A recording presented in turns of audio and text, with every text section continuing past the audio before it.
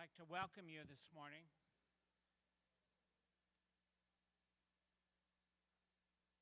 Glad you're all here.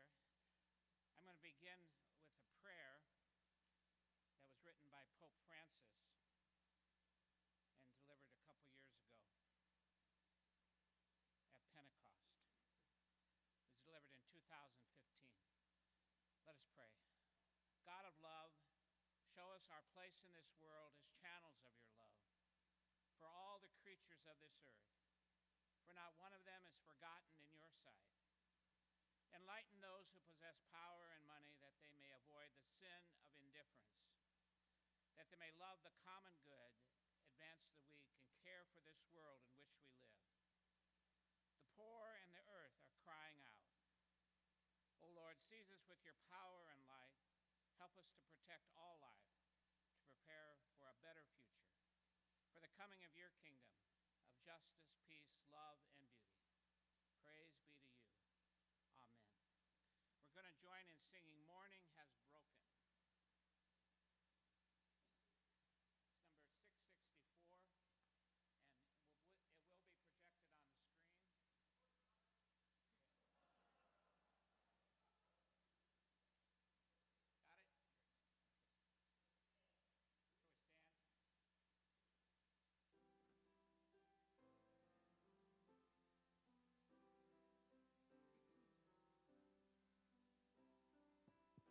and it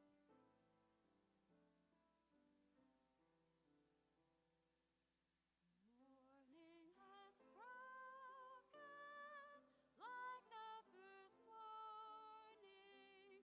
Blackbird has spoken like the first bird. Praise for the singing, praise for the morning, praise for them springing fresh from the word. Sweet the rain's new fall, sunlit from heaven, like the first dew fall on the first grass.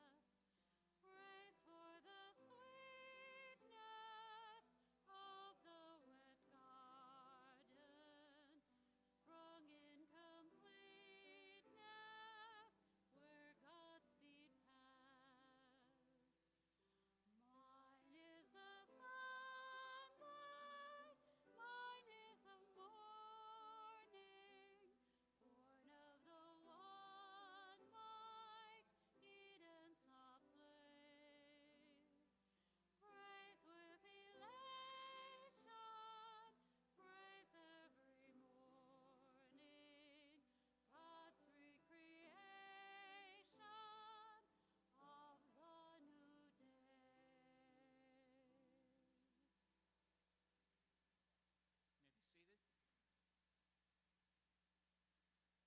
Reading from the first chapter of Genesis.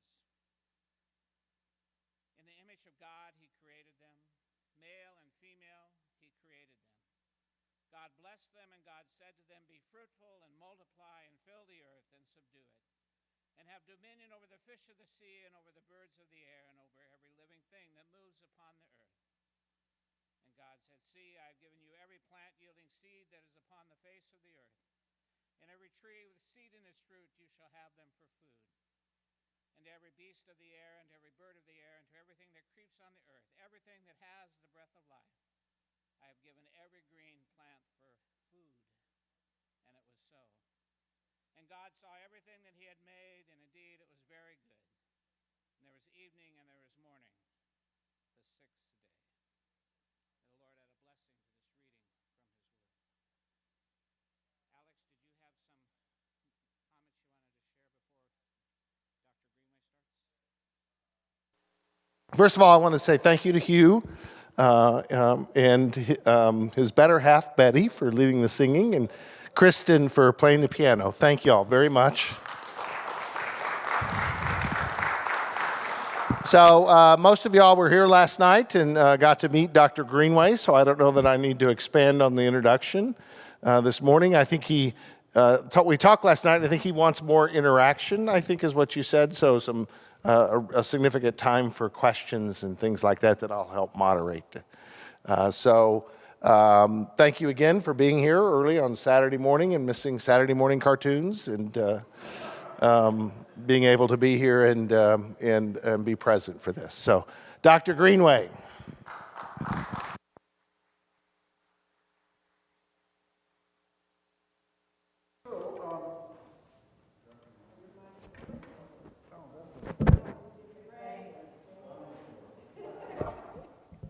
Thank you.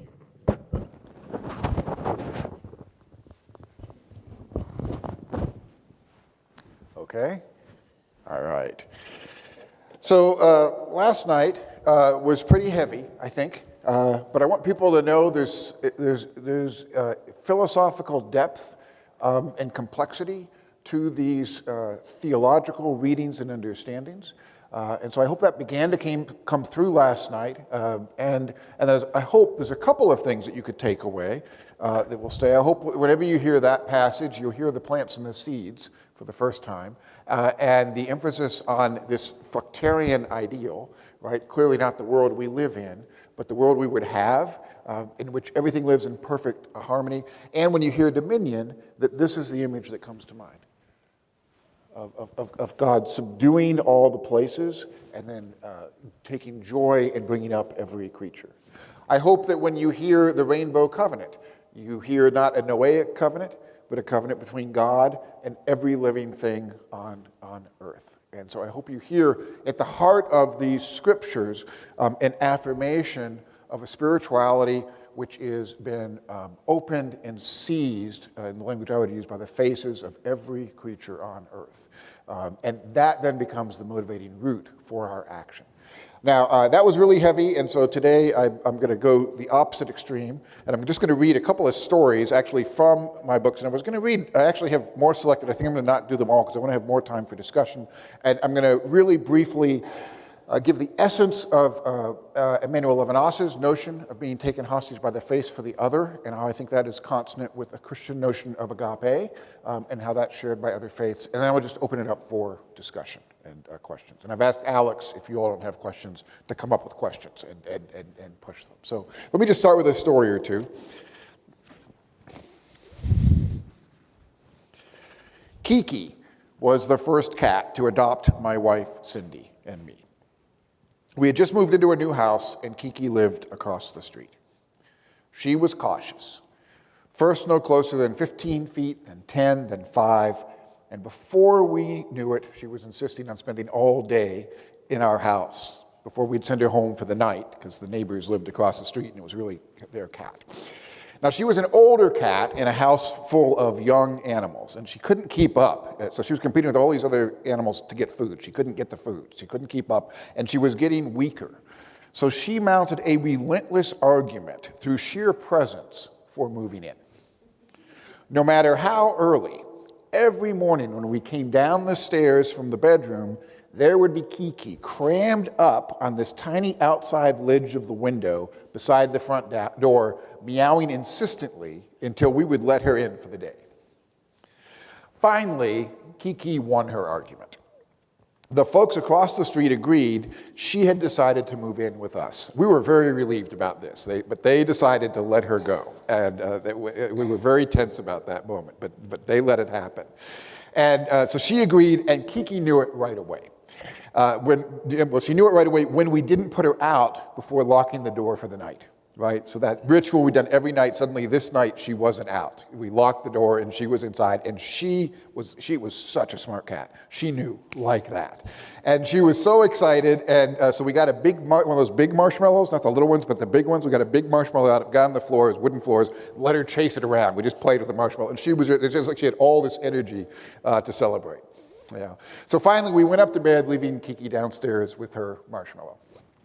Cindy got up first the next morning, stepped into the upstairs hallway, laughed, and called me out. In the upstairs hall was a laundry basket full, of course, of clean clothes. Curled up in the basket, sound asleep, was Kiki, and beside her in the basket was her marshmallow.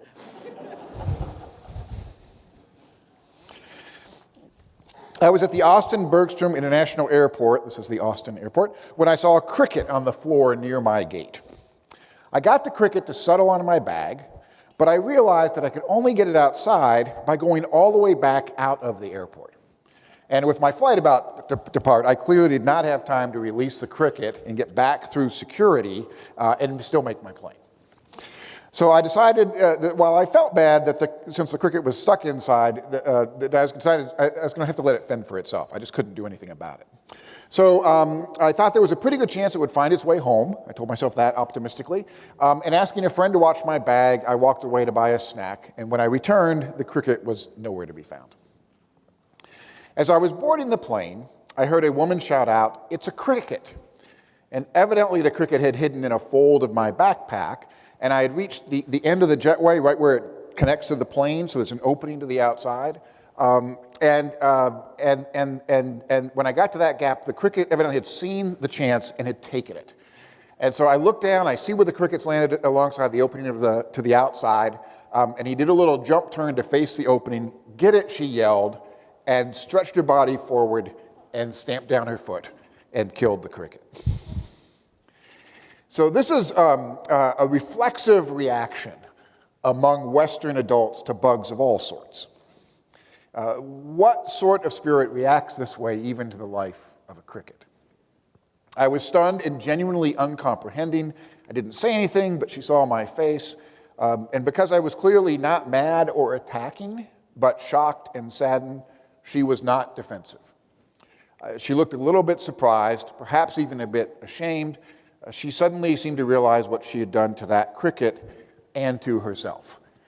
I wonder sometimes if years later that's not a memory she carries, and she's been saving crickets ever since, right? I mean, a lot of us, we do that, right? In the moment, we do something, and in retrospect, we realize that that is not who I want to be, and it becomes a transforming moment. I wouldn't be surprised at all of that, given the way we had this odd little intense interaction right after that happened, just completely without words, and then we're loading on the plate, but I wonder about that.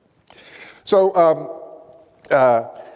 in this book, and of course in this book that I worked from yesterday, and this book gets pretty philosophical too, so don't be deceived by the opening stories. I want to take the life of that cricket seriously, and all of your reactions to it, right?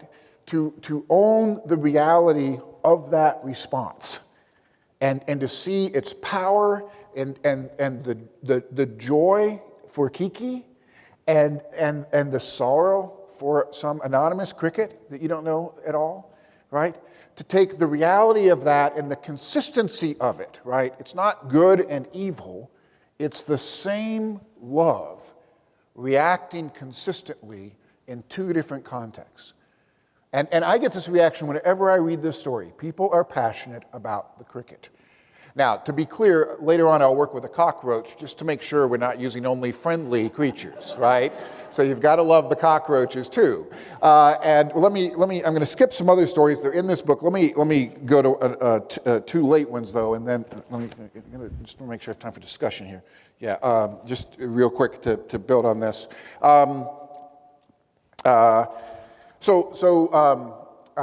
Last night I was talking to this about Alex and about what it is to recognize what we're doing. But like I said, the ancient Israelites live in the real world. They know what it is to survive. They're having to kill food to eat. And Alex said, well, maybe that's why we say grace. And that's exactly right. That's why we say, and it's not just us. Every religious tradition around the world, before it's going to eat, largely with food that it's had to kill, and largely, remember, when we're reading the ancient Israelites, we're reading, I mean, they're not indigenous in the sense because, of course, they're migrants, right? A wandering Aramean. But they're indigenous in the sense you're talking about people living embedded within creation in a way you would think maybe of the Haudenosaunee or the Iroquois. That's where you've got to think from. All these traditions around the world, they will pause. And they will say something like grace, which, as I said to Alex, is different than giving thanks. You can only give thanks if the table is completely innocent and good. When the table involves death, oppression, maybe even amongst people, not only the faces on the table, then you say grace. You plead for grace. You acknowledge we live in a system. This is what for me it is to say the world's fallen. I can't live, right? I can't move on in this world without doing harm. It's inescapable, right? That's where you have a dream of a peaceable kingdom. You have these eschatological visions, but you can't live them. So you stop and say grace. So I'll start with this story, and then I'll finish with a story with Cindy, and then I'll make the connection to Levinas. So more than a decade ago, a little longer than that now, Adriana studied creation spirituality with me. A few years later, she came back to campus and complained happily that her 2 daughters had pretty much become vegetarian. She explained that as a way of paying attention, her husband, her daughters, and she had begun to name all the faces on the table when they said grace before meals. When they knew their food had come from workers laboring in oppressive conditions in fields or processing plants, they began to name those unknown workers as well. As they began with this spiritual discipline to attend, they began to find themselves really saying grace, pleading for grace, for they often found themselves eating the well-being of others, sometimes the very flesh of others in a broken world. Over time, as Adriana's family paused daily to say grace, as they paused before each meal and explicitly acknowledged the faces of all the faces that directly or indirectly lay on their table, they began to be transformed by agape. They soon found themselves passionately desiring to eat at a table that involved as little harm and as much love for all creatures as was possible. I'm going to stop there. I'm going to go to my last story. We'll have time for discussion. My wife, Cindy, was not initially as enthusiastic as I was about non-human animal concerns. Many years ago, she rushed into my study shouting, "Ants! There are ants all over the kitchen." I hopped up and we walked quickly to the kitchen, and sure enough, there were a lot of ants. They were coming in through a tiny hole beside the window, crawling down over the overhanging lip of the windowsill, down the wall to the floor, and then 5 feet across to one of the cat's bowls of food. "Where's the raid?" Cindy asked. "I'm not sure we have any," I replied, "but let's take a look at them." So we moved in closer to take a look at the ants. It turned out there were 2 distinct lines, pretty exact paths actually, which every ant followed in and out. And they worked in teams of 5, always 5, sometimes with a roaming substitute, to get each morsel of cat food out over the lip of the bowl, across the floor, up and over that overhanging windowsill, and then out by the window. They tended to spin around each piece of cat food as they carried it, and there was always quite a pause as they struggled over the overhang, but they always made it. They were amazing. And suddenly the raid didn't seem like so easy a solution. Well, they weren't crossing any table or counter space. They weren't into any of our food. We were in the middle of a drought, so they were probably desperate for food, and the cats didn't seem to mind. So I suggested that we wait and see if the ants might get their fill and go away. Now, the next morning I was leaving for 3 weeks. So Cindy might have suspected she was getting the raw end of the deal. But she was game and she agreed to wait and see. And as I called her to check in over the next week, she had more and more detailed stories about the feats of the ant. By the end of the week, they had left and they've not been back since. That was a beginning. A couple of years later, Cindy said something that told me that quietly and attentively she had been working indirectly but decisively ever since the encounter with the ants. She added her own confession to the confession of having been seized by love for all faces that lies at the heart of Jewish, Christian, and so many other faiths and spiritualities.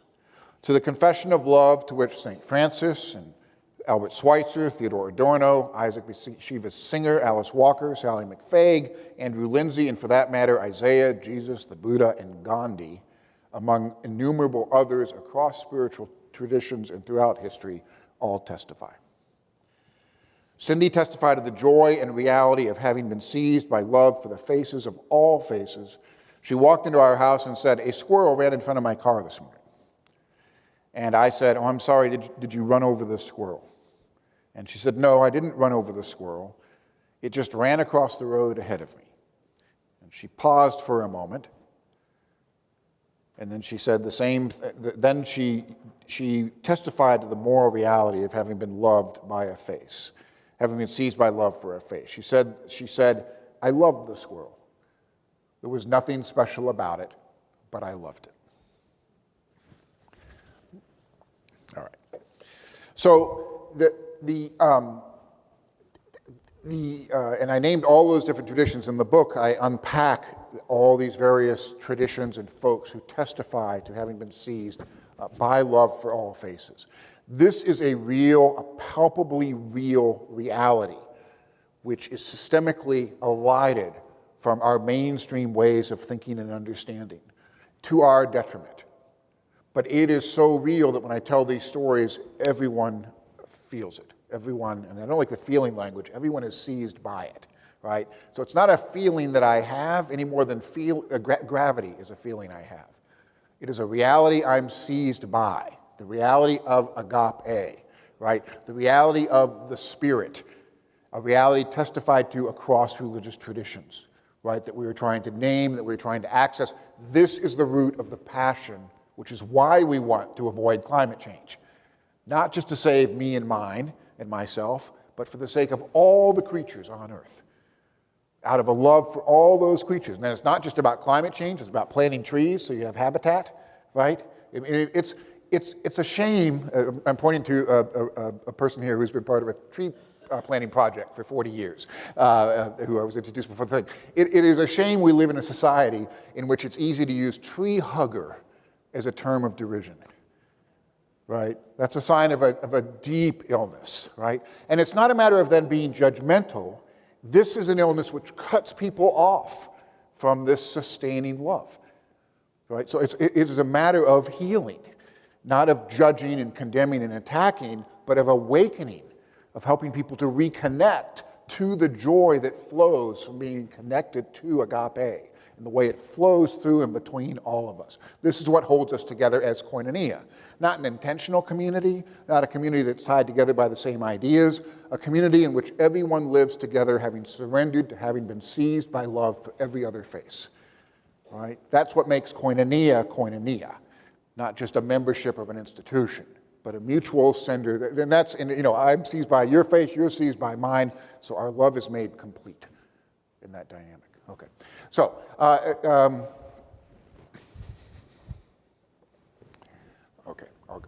take two. So Levinas, Emanuel Levinas, a Jewish philosopher who was one of those people who, for scholars like myself, is annoyingly brilliant. One of the ones you read and you realize I'm never going to be close.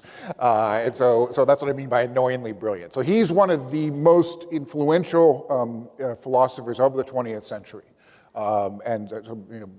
Oxford just put out a whole 500-page book, The Philosophy of Emanuel Levinas, with all these contributors. So this is who, you may not have heard of him, but that's who he is. Levinas is a person who who in the early century was a modern thinker in the sense that he was a secular thinker, and he never loses a full affirmation of modern science and all that. But what happens is he's Jewish, and he gets caught up in what he calls the Nazi horror.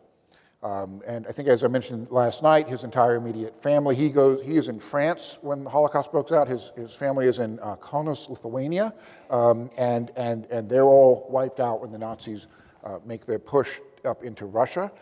He is an officer in the French army. He's captured early in the war. Because he's an officer, he's not sent to a concentration camp. Instead, he's put into a hard labor camp with the Star segregated with other Jews, where he is 5 years. His mother-in-law and wife and daughter were hiding with people. The police found them. The mother-in-law vanished, was never seen again.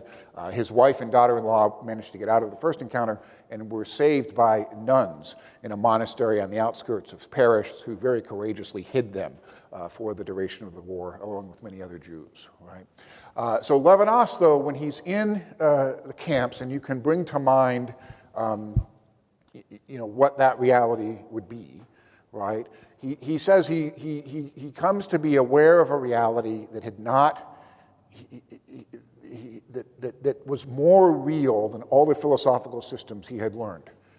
And that reality was, he says, the face of the other. And he says that in the camps he found himself taken hostage by the face of the other. And he was most profoundly taken hostage in those moments where that face was screaming out to him and to the world, don't kill me, right? Don't do this to me, all right? And of course, he's thinking of literal occasions here when he talks about being seized. And what he realizes that there, and this is what I tried to say was the realization that's in the flood narrative that leads to the 7 days of creation yesterday in a very complicated argument. What he's realizing there is, contrary to a modern idea that somehow evil is an obstacle to faith, that somehow faith arose when everything was just good, and then you have evil come as a problem, right? Historically, actually, we know that the faiths arise in the opposite context, just like they did for Levinas. It's in the midst of the most unspeakable horror that Levinas finds himself seized by this other reality with more conviction and more certainty than he ever could have imagined. I mean, he didn't even believe in the reality before, but suddenly he finds himself taken face by the other, by the face of the other. In other words, and so what you're experiencing there is not just evil, period. It's evil as love violated. If there's no love, there's no evil. It's just a brute happening. All right? So this is where there's an asymmetry. He is in the depths of evil is when we actually experience, like even the killing of the cricket, right? That doesn't become an obstacle to faith. It's actually in those moments that our conviction over the reality of agape is more sure and real than ever. Precisely in our reaction against the horror.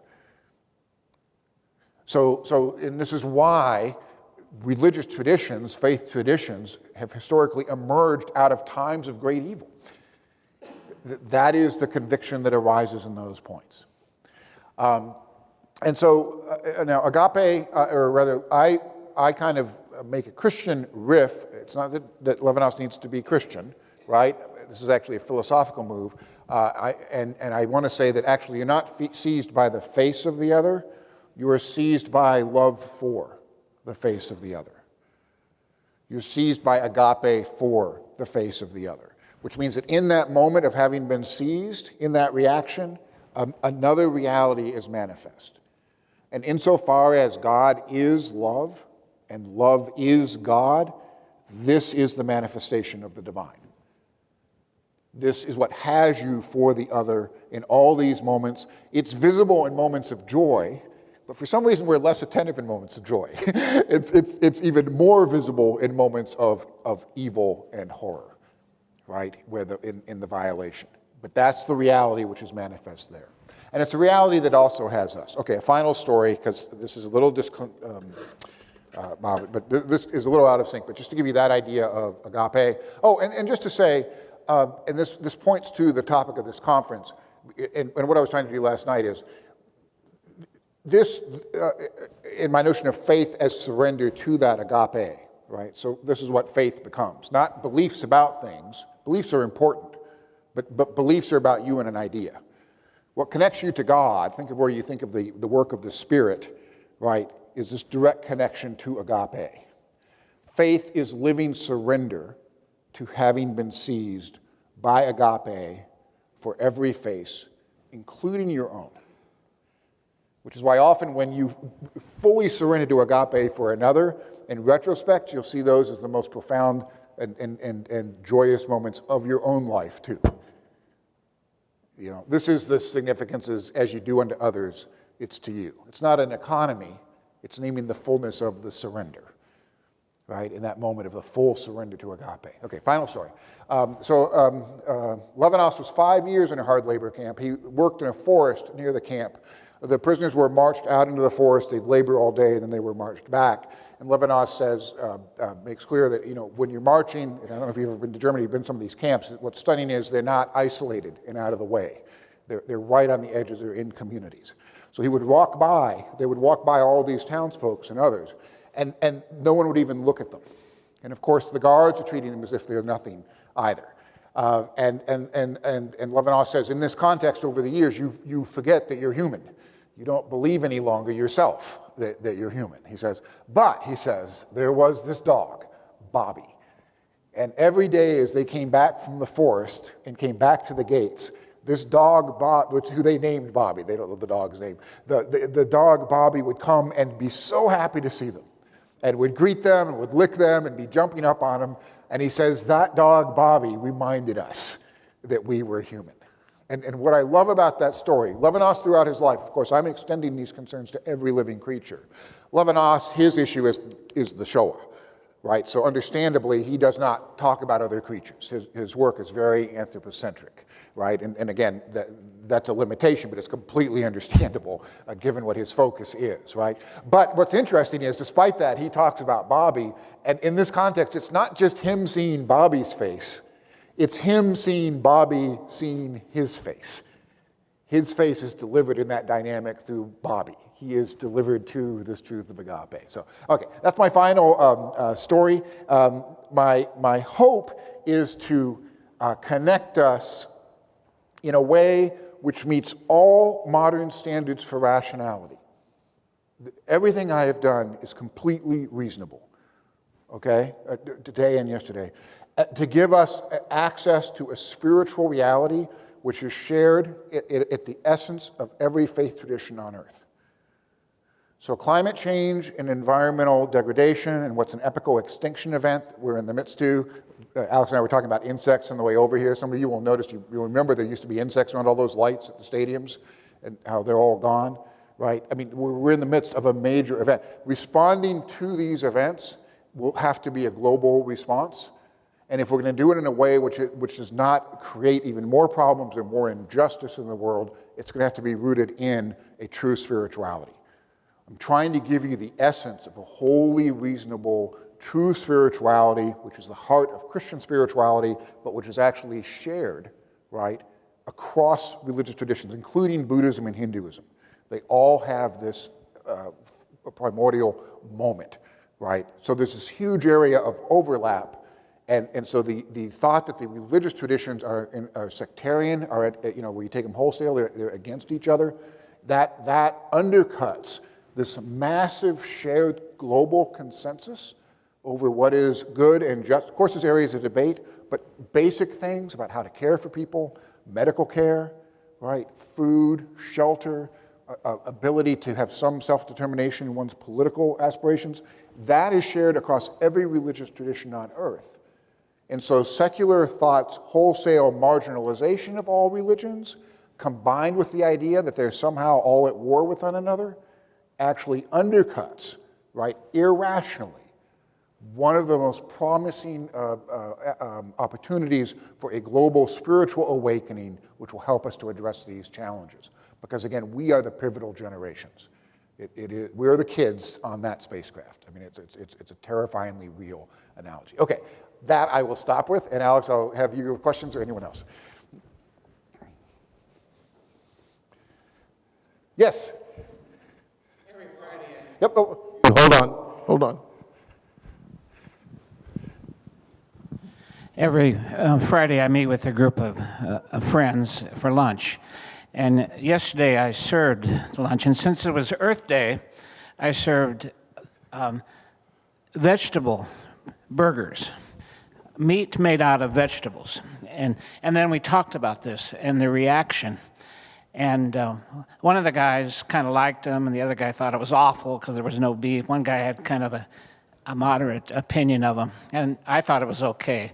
I gave them to my dog, and my dog wouldn't eat them.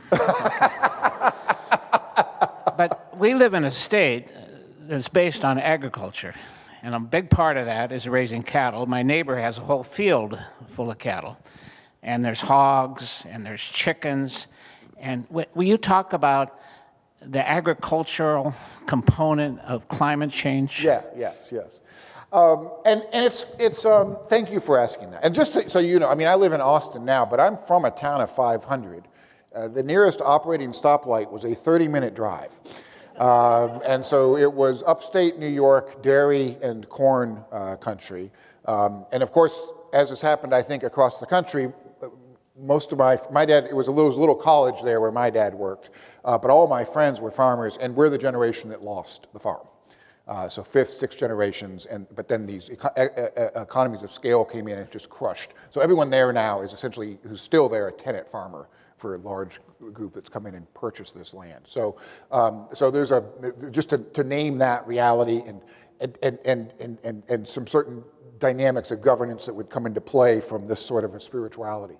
But what I say to people is, and of course I present this material all across Texas, right, which is kind of an agricultural state too, not known for being a big vegan stronghold. But what's funny is you know, it's not about one's own purity.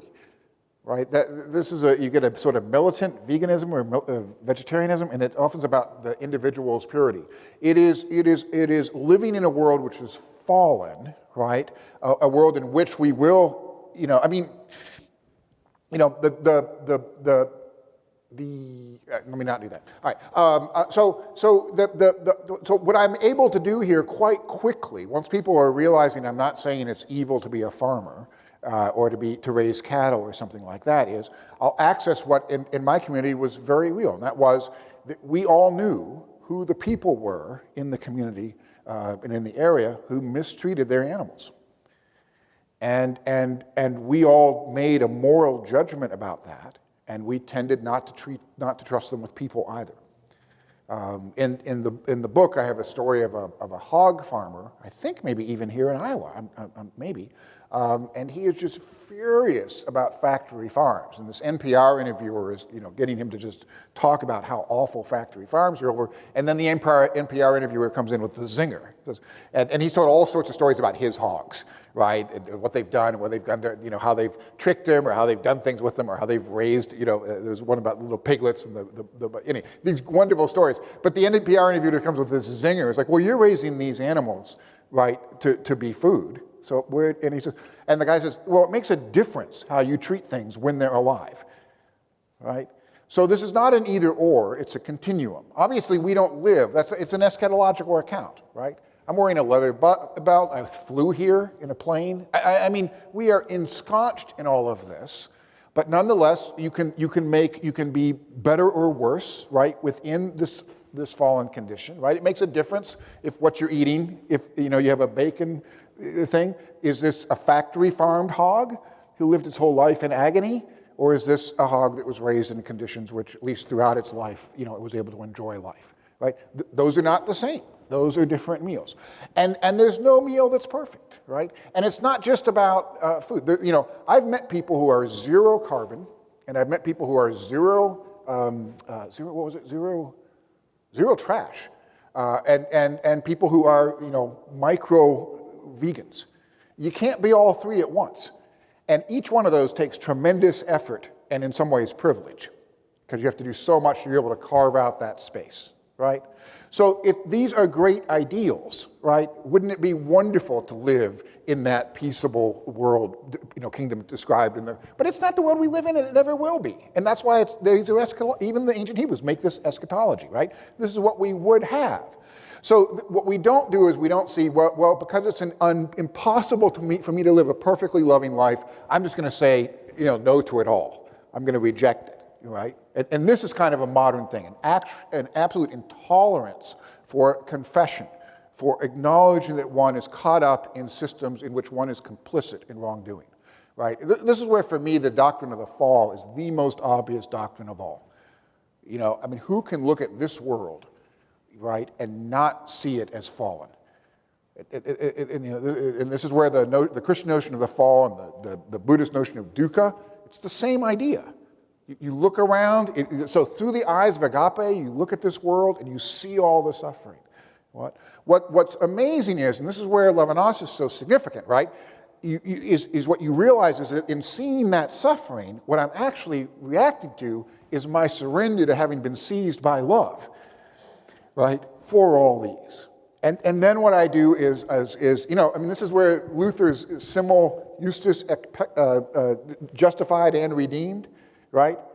That I live on the one hand justified, saved by the grace and the love that I'm actually of agape, but on the other hand still complicit. right? In this world, it's this duality. This is the complexity of Christian understanding, right, that we live in. And we live in that passion, and then we do what we can. But it never becomes legalistic. It never becomes this judgmental thing, and it's not about my personal purity.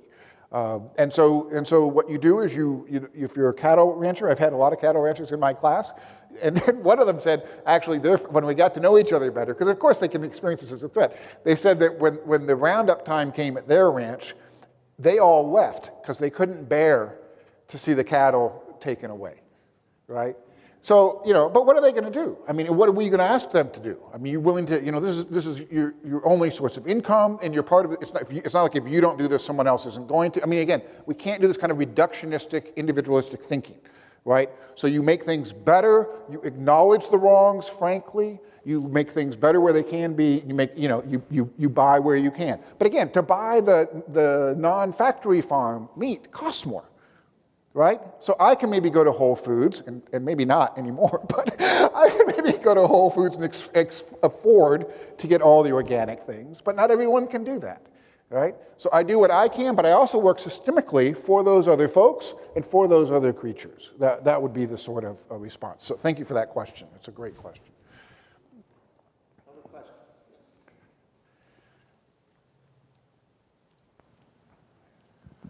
questions? And in some ways, though, it's really hard to me, there is a decision. When 90% of all animals sold in the markets are factory animals. So to me, a choice would be, you don't have to become vegan or vegetarian, but you could cut down on your meat intake so that you could afford to buy the more expensive cuts, for a smaller number of meals during the week. Mm-hmm. So I do think there is a choice there, and I do think we have to, we in Iowa have to really look at that, mm-hmm. Mm-hmm. And, because it's destroying our water, it's destroying our air. It's really, and it has to do with that whole thing you talked about last night about dominance and the whole dominating society and capitalism and corporate control. Yeah, exactly. No, there's nothing you said that I wouldn't completely agree with. So I'm not sure. I'm trying to figure out what I said that would make that seem like. But it's good to say. Also in the book, when I also talk about the farmer of the factory, and the way in which he is.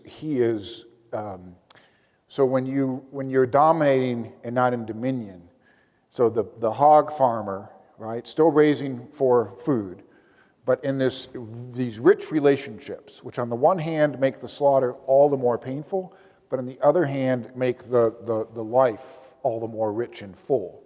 And he acknowledges the slaughter as something that's awful. The so-called farmer, it's really kind of, I think, a misuse of the term, who is running the factory farm, his spirit is crushed because of what he's having to do. And what he's doing. So everyone gets injured in the ways you're naming by this other. But tomorrow we're not going to wake up and make it different. And it's not helpful simply to condemn that guy who's the factory farmer. He is a victim, right? So I want to be just quite careful that we, I remember when those, the video came out in California of the sick cows that were being used, forklifted into doing stuff. And it turns out the people who were working with them were people who were here without all the proper papers, and so they were largely blamed and then deported. But there were by law, three agricultural department people on site to ensure the treatment of the animals. We didn't learn their names at all, right?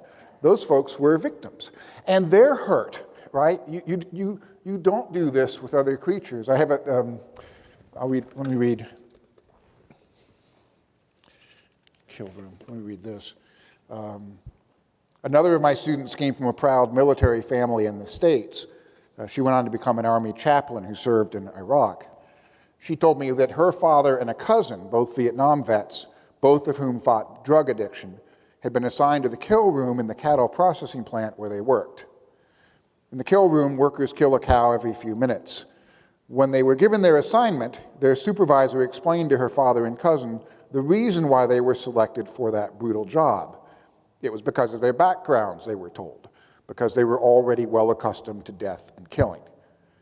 In a cruel and backhanded way, that rationale bore testimony to the faces of the cows and signaled that the infliction of moral injury upon her father and cousin, pain from being turned into serial killers, pain from causing and witnessing terror and death, was far from over. So that's why these folks are victimized. We're all victimized by this. So this is probably, I think we're at time, probably, is my thought. And we need to respect, I want to respect the other things. But this is where this all gets very complex. But I want us to make sure that we're seeing all the faces, right? And so it's too easy, and I've actually been a part of and moved out of vegan and vegetarian groups simply because they are so single-minded and militant, right? And so it becomes a self-righteousness, and you see this in all sorts of movements. So I don't want that, right? And also, it's not all just about that. There's multiple ways in which we are all inscribed into unjust structures. So you can't just focus on one and think that the others are not there. So yes, you're making decisions, but purity is out of the question. That's why we need grace. But in grace, not working for self-righteousness, using the resources, the placement we have, we make decisions to make things better rather than worse, to work toward, so that God's kingdom might come on earth as in heaven, even as we know that will never happen short of the eschaton. Right? So that eschatological vision is something which can inspire us. More concretely, awakening to the faces of all these others can move us and move others. And that's the sort of spiritual awakening I think we desperately need globally. All right, thank you. I'll end with Hold on, one last question. Okay. One of the things I've appreciated, Dr. Greenway, is this idea of awakening to the face of others and how that connects to creation. And his assertion that this is the basis of reality, right? This isn't it's a moral reality that everyone experiences this, correct? Yeah. What about those who don't experience it, who do not awake to the face of the other, whether that might be someone putting on a dogfight, or someone who, or what happened on January 6th, in which violence and people don't seem to be awake to the face of the other. So how do we reconcile with that? Right. So the only folks I can think of who, as best I can tell, are truly not awakened to the faces of others are folks who we would qualify as, and this is a medical qualification, not a moral judgment, right, as psychopaths. There do seem to be people who are simply unmoved. They have no reaction.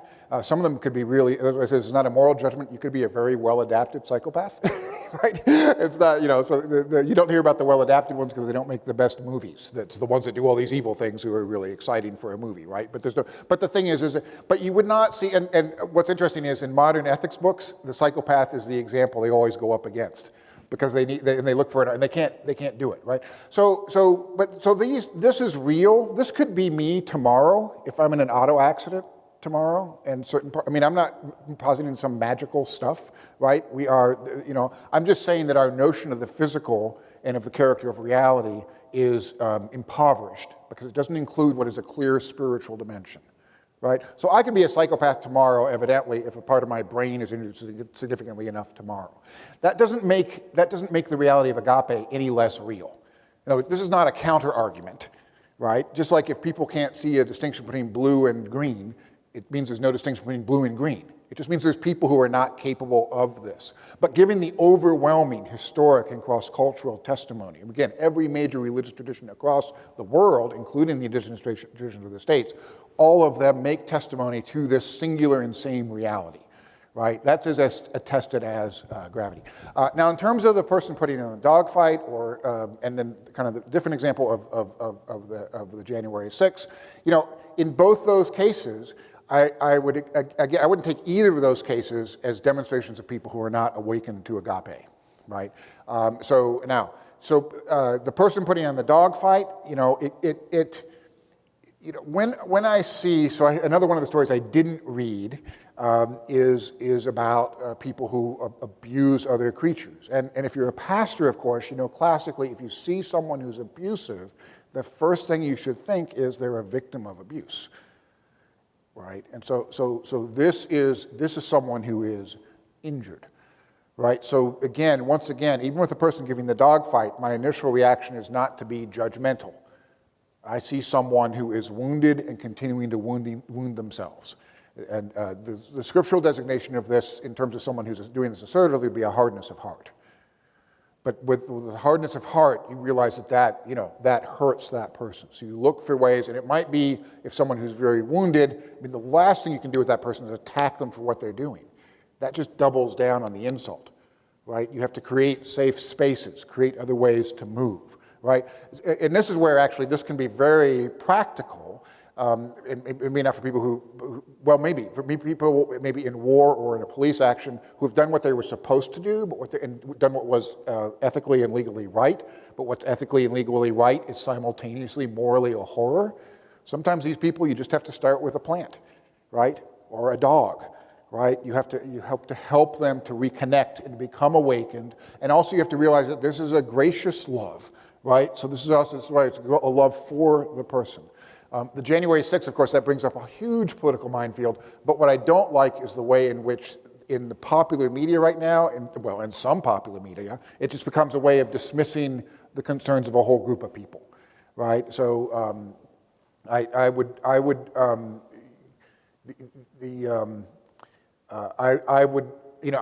know how to respond to that in mass, except to say I would not accuse all these folks of not being awakened to other faces. At all. I would want to then connect with them and see what the real concerns are. I actually have not read much where I've actually heard the folks involved being able to say what they were doing or what they thought they were doing. And I think that would be important as well. And so that question, you're getting me into trouble now, but let me make it really clear, right? So, and this will get me into more trouble. Anyway, it had gone so well. If you let me close where I had wanted to close. But let's do something else where I think we maybe don't do this properly and it makes a difference, right? So 9/11 attacked our faith and our freedoms, right? Which is, of course, why they flew planes into the Statue of Liberty and the National Cathedral. But no, World Trade Center and the Pentagon, right? When an economics student from Germany flies a plane into the World Trade Center and the Pentagon, that says military-industrial complex, right? So you have to ask, what is this energy? Is this energy coming from, in the Middle East, connected to what the, Rolling Stone? No, not, is it Rolling Stone? The giant sucking squid. Remember that description of Goldman Sachs and their behavior in the Middle East, right? Or the Arab Spring and reactions, right? So I will always, I'm always going to say, and I'm actually, let me use this because it's close to Oklahoma City. I was teaching the world religions when the Oklahoma City bombing happened. And I was actually teaching Islam. And so, of course, the immediate reaction with that was we have an Islamic terrorist attack. And you heard radical Islam, and it just stopped people's thinking. And it was a ferocious response, right? And then we found out it was a guy, and what I said is, of course, and of course 911 should not have happened. This was wrong. Don't get me, you're not misunderstanding me there, right? It's not a matter of that should have happened. That was wrong. It's a matter of understanding the dynamics so we can respond in informed ways. The Oklahoma City attack, and I try to talk from Islam, how one, there's varieties of Islam, there'd be a lot of controversy here. I don't know if any variety would justify this sort of thing. You're only allowed to defend, this is not defend, and all these sorts of things. But then it turned out it was an American guy, right, who lived close to where I grew up. And suddenly, everyone's looking to explain it, to understand it. How could this happen? How could he do this? What would be the rationale that would lead to someone to do something so awful? That's how we should be responding to 911. That's how we should be responding to the January 6th sort of attacks, right? Not this sort of immediately, in a negative way, othering of folks as if they're just irrational or just bigoted. But so this is where an agape approach clearly can make judgments, but it's also going to be loving towards everyone. Levinas says the face is not the plastic forms that surround it, right? So when you talk about being seized by the face, it doesn't matter the color of their skin or the color of their eyes, right? Or he says, or what they're wearing, things like that. So he's clearly referring to his SS guards, right? This is what it is to love your enemy.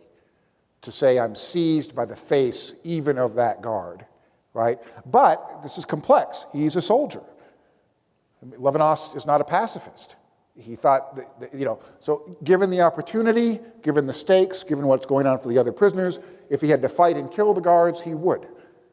But nonetheless, so your enemy remains your enemy even as you love them, right? So this is where this complexity would come in. It is, and this is all, this last little bit is all on you, I'm going to say. So let's hear for Dr. Greenway. Thank you very much.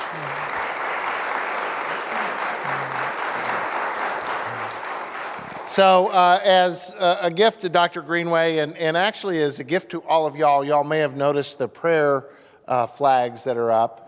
These essentially are, what would we call them, Julie? They're basically bags that you can reuse instead of plastic bags. And so when you leave today, we will distribute so you can take them home with you. We have one specifically for you, Dr. Greenway. So, we'll be handing out these prayer bags to take with you when you leave today. So I encourage you to do that. We will email to any, this is members of the congregation here at Heartland, I think made some of these, made them all. But I will, if you are interested in learning how to make them, how they get waxed, those who have put emails in when they registered will receive an email with the directions. So if you're interested in doing something like that at your church or as reusable bags, that would be awesome. So, I want to introduce real quick before we break and have a 15-minute break or so. I want to introduce, first of all, just real quickly, the planning team. And then also the workshop leaders so that y'all know who is who and where you'll be going.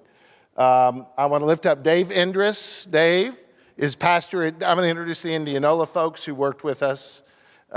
Dave is also helping facilitate with Al and Kathy Ferris, or they're here.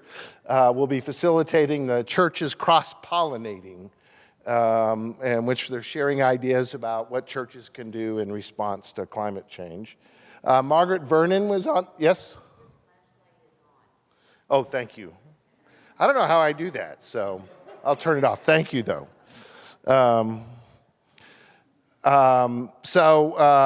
Margaret Vernon, who's from Indianola, Trinity United Presbyterian Indianola. Margaret, there she is, who is also on the planning team. We've been working since November, kind of putting these pieces together. I also want to mention Dennis Song, who attended some of those meetings. He's a seminary intern who was working at Indianola. I want to lift up Doug and Julie Olson back here, members at Heartland. Deb Hansen, who couldn't be here today, but she was a member at Heartland who worked on this. Diane Abel, she's probably Diane and Carol, and Lynn, who's helping with the food. They're all working on the food, so I want to lift them and their work. And then Hugh Stone, also who has been an integral part of our planning for this event and from the very beginning. And then Irene Demaris, everybody here probably knows Irene. She's out there. Irene, tell Irene to wave her hand. Irene here, who is the executive director of Iowa Interfaith Power and Light. She's leading the workshop, and all of this is going to be happening in the education wing, which is just right the next hallway, and all the signs indicate which rooms. So Irene will be teaching about climate change among farmers and rural communities. David, are you here? David Carid? All right, is he here? He's doing the climate change, science of climate change. Actually, in this sanctuary, when we get back together, he'll be doing that workshop in here, which will be streamed to those watching online. Kent Ferris, who probably gets the applause for coming from the farthest away, Davenport. Well, you probably win, right? That's right. Kent is the Social Action and Catholic Charities Director in the Diocese of Davenport. Is that right, Kent? So, and then Rob Hogue. Very glad to have Rob here, State Senator from Cedar Rapids. He's done a lot of work and has been doing a lot of work in this area. And this afternoon, the Glasgow, the workshop on beyond polarization, he's going to be sharing his experiences. And I've talked to him a little bit about it, and very excited to hear him share those experiences. This afternoon, after all the workshops, there will be a panel which will have a number of these folks on that panel. Kind of basically, they're going to solve climate change for us.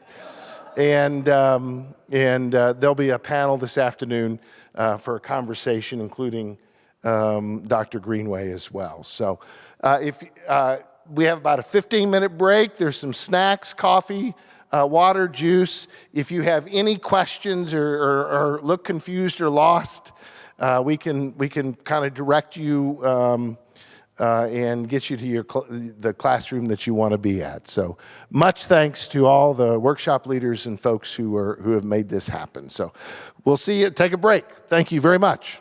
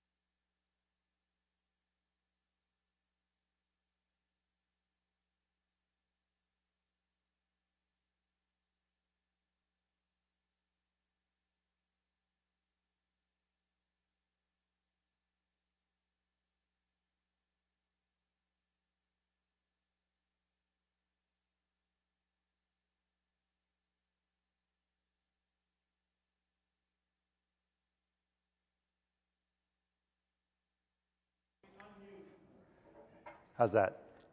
Yeah, okay, perfect.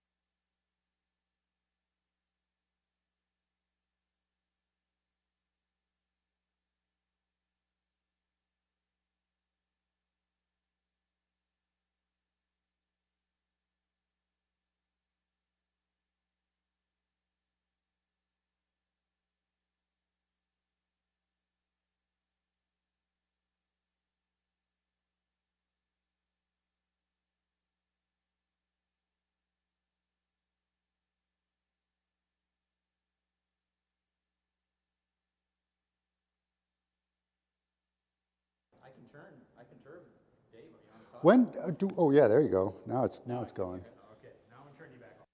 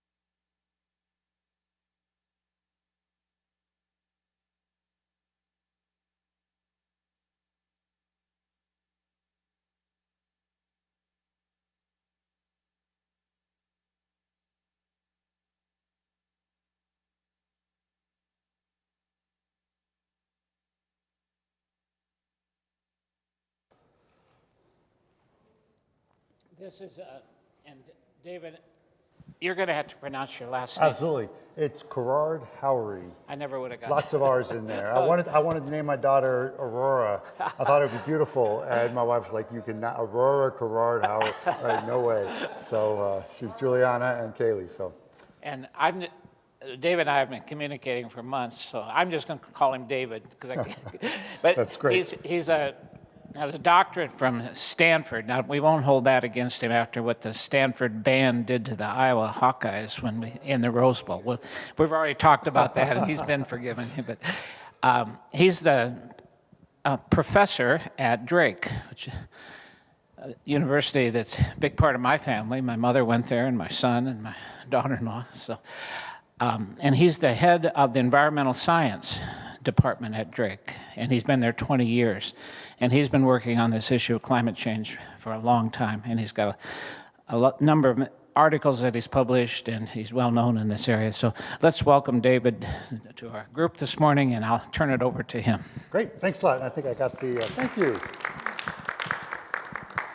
And so I have to admit that this was a really tough thing for me to figure out what to do, because the science of climate, I teach a whole course on climate change, and so, and I don't know where everybody is in terms of, I don't want to say stuff that everybody knows, and I also don't want to, assume things. So anyway, so that was tough, and then I made a horrible choice with my slides, as you'll see in a minute.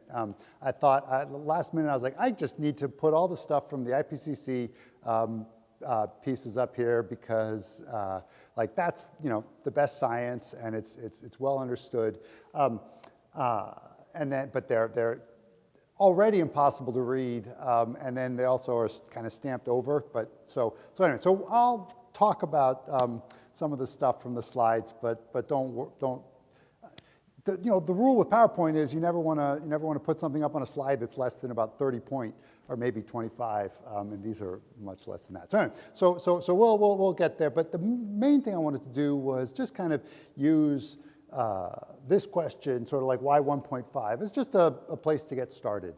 And then once I've shown you a few things, then we can. Mostly, I just wanted to know what you all want to know, and we can talk about that. And that's where we'll go, I figured. Yeah. Oh, sorry, exactly. Yep, it's the Intergovernmental Panel on Climate Change, and that was started in 1990. Essentially, with the Rio Accords, they decided we needed to know kind of what the state of climate change was. And so it's a group of scientists, pretty much all, of the major publishing scientists in climate, they're all, part of these groups that write. There are three now volumes. There's one that's on the science. There's one that's on the impacts, and there's one that's on the ways to mitigate. So the first one in 1990 was this volume. It was probably about 250 pages. The ones that just came out, almost 4,000 pages per volume. The technical summary is half the length of the original 1990 document. So they're chock full of and it's 4,000 pages of fascinating. It's every page is interesting. I have not read all of it, but I have looked through a lot of the pictures, and I've read some of it. But anyway, so and one just came out. So the working group one, the science piece came out in last fall. Working group 2's came out in February, and then working group 3 is going to be coming out in a couple months, I think. So anyway, so great time to be interested in climate, because there's all this great information. Anyway, so it's what happens is essentially the scientists all get together. They're generally, one group works on one chapter, one group, and then they talk together and everything. And it's supposed to be, it's consensus science. So one thing they do really well in those documents is they try to identify the level of uncertainty of each of the statements. So you'll see things like very unlikely, very likely, extremely likely, and those all are supposed to correspond to a particular thing. You may know that, as scientists, people hate this, but we can't say that something is true, right? And you can't say something is necessarily true because it's an observational thing, right? That science works by looking at the world and essentially trying to figure out different ways that it could be working and ruling out the ones that aren't consistent with the data. So we rule stuff out, but we can't, like people always talk about science has proved this thing. And science can disprove things. We know some things are not true because you can do a study to show that something's not true, but you can't do a study to show that under all circumstances something is true. So I never will use science has proven such and such, although people generally mean that in the sense of, and now I'm off on a total tangent, I'm sorry, but people generally mean that in the sense of like in a court of law, right? If it's beyond a reasonable doubt, then you consider it to be proven, but scientists tend to shy away from that, and so we're always using these things that people call weasel words, like it's very likely that, and so on, but that's just sort of the way the field works. I mean, even Newton, who demonstrated how gravity works, right? And came up with this fantastic explanation that's so, conclusive, and then turned out not to be quite right, right? So, science proved how gravity works, but it wasn't quite right, right? We just discovered that the W boson is a little tiny bit heavier than we thought it was, and everybody's excited because it means that there's some new fascinating stuff going on. All right, anyway, so that's what the IPCC is. Sorry. Why 1.5? Whoops. Maybe I didn't turn this on. Oh, maybe I'll go that way.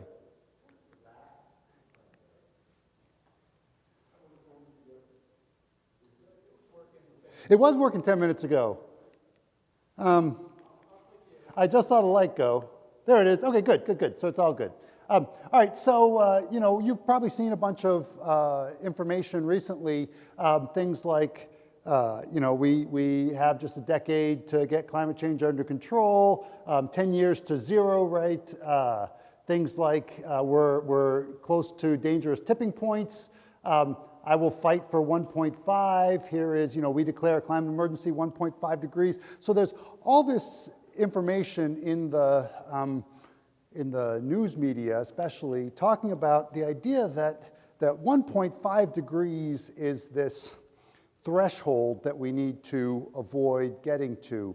And really, the reason we have that 10-year thing is that generally, in order to keep temperatures to 1.5 degrees, and I'll show a slide in a sec, we generally need to start reducing carbon dioxide down to something, down to zero by 2050. And if we're going to get to zero by 2050, then we're going to need to be at sort of half. Certainly in wealthy countries, we're going to need to be at about half of what we were at our peak, by 2030. And so so when people say 10 years, what they mean is 10 years to have made really significant changes, right? So why does 10 years matter? There are a lot of things that you've probably also heard about, a lot of these positive feedbacks in the climate system. And positive feedback, that means that it's like when you have a sound system and you get closer to, or the microphone gets too close to the speaker, right? And so then the speaker is amplifying the sound. The sound comes to the microphone out of the speaker. It gets louder. It sends it to the speaker, or the microphone sends it to the speaker. It amplifies it again, and you get that screech, right? That's feedback because it's building on itself. So you have an initial change, and then it builds on itself. There are lots of feedbacks. Positive feedback also doesn't mean a good thing, but what it means is it's something that builds on itself, whereas negative feedbacks hold themselves back, essentially. There are lots of negative feedbacks in the climate system. People don't talk about those as much, but things like as carbon dioxide increases in the atmosphere, at least for a while, that leads to greater growth, right? Plants get carbon dioxide, fertilization, and so actually nature is removing about half of the carbon dioxide that we add to the atmosphere every year is being pulled out by nature because there's so much more in the atmosphere than there used to be, that now a lot more can dissolve into the oceans. Plants will grow more quickly and so on. So that's a really strong negative feedback. If we didn't have that, we would have added about twice as much carbon dioxide to the atmosphere as we are now. So anyway, so there are things like that. But a lot of the positive feedbacks are things that you may have heard about. So one is melting permafrost. So the idea is as the Arctic warms, there's lots and lots of permafrost there. We see it melting. Permafrost is generally saturated. So it's like there's lots of water in there. And so when it melts, that water kind of waterlogs the soils, which you see here. Waterlogged soil tends to produce methane because the bacteria, they can't breathe. They can't breathe air, and so they can do their little processes, but without oxygen, you create methane instead of carbon dioxide. Both are greenhouse gases, but methane is a much stronger greenhouse gas. So the idea is, as we melt the Arctic and start to thaw the permafrost, that may be a feedback. The more permafrost you melt, the more methane you get in the atmosphere. The warmer it is, the more permafrost you melt, and so on. So that's one thing that people are concerned about that you may have heard about. Another is ice albedo, and the idea there is that as it gets warmer, you melt ice, right? The water is darker on land, generally darker than ice, which is generally white. So ice reflects away a lot of the sunlight, right? And so as the ice melts, it leaves behind darker surfaces, which can absorb more energy. That warms it up. That means you get more ice melting, and so on. So that's another positive feedback. Oh, albedo, great. So albedo is just the reflectivity of the surface. So it's just a number that's between 0 and 1 that determines, like, if I'm looking at the planet from space, how much is reflected. So great question. And then methane release also, there is methane often held in the form of hydrates in a lot of frozen areas down, in the like beneath, lakes and in the oceans and so on. And as they warm, methane gets released, and you may have seen this in the newspaper as well. Here methane bubbles, right? And so just like the other feedback with the permafrost, as it warms up, you get that. And so these are often talked about as kind of doomsday scenarios, right? Things that will suddenly take the climate that's been changing relatively slowly and make this step change. So one question that's really important is, what's the likelihood of these things kind of taking over and leading to dramatic change? And I would say right now, the likelihood is small. We see them happening, right? These things are occurring, but they're not occurring at the kind of level that is kind of getting close to running away, right? So we're noticing them, and that's a concern, but they're not sort of leading to what we might consider to be a runaway effect. Now, I should say that there's any of these runaway effects would also be capped eventually, but they may change temperatures beyond certainly what we're expecting. So that's a real concern. But why is it small? Now, here's the first of the unreadable slides. And so, sorry about this. I should have zoomed in on just this section here. But what you're seeing here is this is temperature, this is time going back, and they're not at the same scale, but this is the last 20,000 years. And so we came out of the last ice age around 12,000 years ago. It was a jerky thing. We came out and froze back up and then jerked out of it with the Younger Dryas event and so on. But essentially, we came out about 20,000 years ago. This dotted line is the modern average, so kind of the average of the 20th century temperatures there. And you can see just at the end here, this little bit is the pop-up that we've seen up until now. these are projections going up here. So there's a little bit here. So you can see there's a line kind of here. This is sort of where we are today.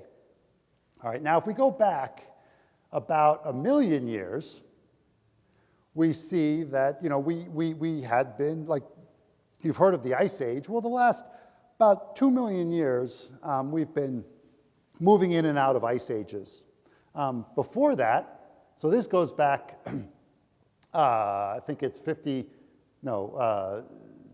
million years. So this is just after the dinosaurs went extinct. And we went through a period that was much warmer than today, also had much higher levels of carbon dioxide. But the Eocene, that's when they had those big, huge, like elephant-looking things, but not the mammoths, but bigger, sitting in swamps that, I don't know, when I was a kid, anyway, big, huge mammals. It was just after the giant birds, and also the little tiny horses. That's when horses like started. They were little guys. Anyway, that's 50,000 years. Sorry, 50 million years ago or so. And then since then, the temperature has been cooling. And largely that's been happening as carbon dioxide has been pulled from the atmosphere by a number of things, but also continents are moving around and there's other stuff going on. So anyway, so about 3 million years ago, we started to shift, and for the last couple million years, we've been in this particularly cold period, right, where we've had like glacial periods where large amounts of the planet are covered in ice. Certainly large amounts of the northern hemisphere covered in ice, interspersed with these pops, these interglacial periods, which are warm periods. And they look very short in this figure because this is, 1 million years right here. But they tend to last for something on the order of 5,000 to 10,000 years. Some are much longer. Our current one has been quite long, and that's largely because of the way the sun and the planet are together. There's a whole thing called Milankovitch Cycles, which tells you how you're going to shift from one to the other. People were worried for a long time that we might be heading for the Ice Age, but if you look at the Milankovitch theory, we're actually in a period where you would expect a very long interglacial period. So that's not a surprise. One thing, though. So if we look at, so you can, I didn't blow it up here, but if you look here, so what Carol's referring to is the idea that we've had relatively stable temperatures. We had, there have been fluctuations that you might have heard about. There was the medieval warm period. There was the Little Ice Age. Those things, these are all in the last 1,000 years. Those, even though we talk about them as if, the Little Ice Age sounds like an ice age, but it was just about 0.5 degree colder than what we consider to be the long-term average lately, and the medieval warm period was maybe 0.5 degree warmer than the long-term average. So there were these fluctuations, but relatively minor compared to today, where we're now about 1 degree warmer. So we're beyond the scale of the previous fluctuations, right? And again, so this is, and people call it a hockey stick because the idea is that it goes kind of relatively constantly, and then there's this big turn up like the end of a hockey stick. And you can kind of see that, like I said, if you notice the little upturn here. All right. So this, I think there's cause for concern and cause for some optimism. And one of the pieces of cause, the reasons why we generally don't think that we are right now in a stage where we're about to go, with these positive feedbacks, get runaway warming, is that we didn't see it in these past periods where it had been warm, these past interglacials. Now, the last interglacial, which we often call the Eemian, was something like 1.5 degrees warmer than today. Now, when we talk about the temperature of the planet, we can spend some time discussing that, but that's a really hard thing to figure out like what it even means. And a lot of the evidence we have of the last interglacial is from ice cores and so on, which form in cold places. So we're getting more data in warm areas now, but you have to find something that's been building up for, at least, this was 120,000 years ago, at least 120,000 years, so maybe marine sediments and stuff like that. So it's hard to get a really precise number, but we're pretty confident that it was something on the order of 1.5 degrees warmer than today. Not much more than that. We generally call think about it as being maybe 0.5 degree to 1.5 degrees, but there's a lot more confidence in the 1.5 degree side than the 0.5 degree side. Anyway, so the key there, though, is that the warming looked similar to the warming we're seeing today, where the warming is concentrated in the polar regions and so on, and the temperature didn't go crazy, right? We didn't see these positive feedbacks go out of control. Instead, we shifted eventually back to ice age conditions when the sun changed where it's hitting. So what that tells scientists is not that we know that these things can't run away now, because today's going to be a little different than last time, but that it seems unlikely that those things, if we can keep temperature changes to what we've seen in the past, and again, that's distant past, right? Humans only evolved. Here you can see humans, depending on how you classify humans, Homo sapiens have been around for a couple 100,000 years. So we've been through, essentially, this is our second interglacial together. That is a long time, but we have some confidence that at that level of warming, things are unlikely to run away. The problem is that we don't have any recent evidence of what happens if it's warmer than 1.5 degrees, right? So we don't know what happens if it warms 2 degrees. We don't know if it happens if it warms 3 degrees.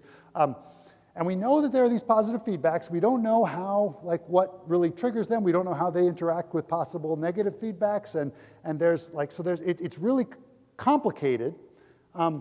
Models don't generally show the positive feedback's running away, but we can't say that with much confidence at all. And a big state shift would be a real problem. So one reason why we want to keep things somewhere in the 1.5 degree range is because we know there are these trigger points at some point. There's some temperature change at which things start to get out of control.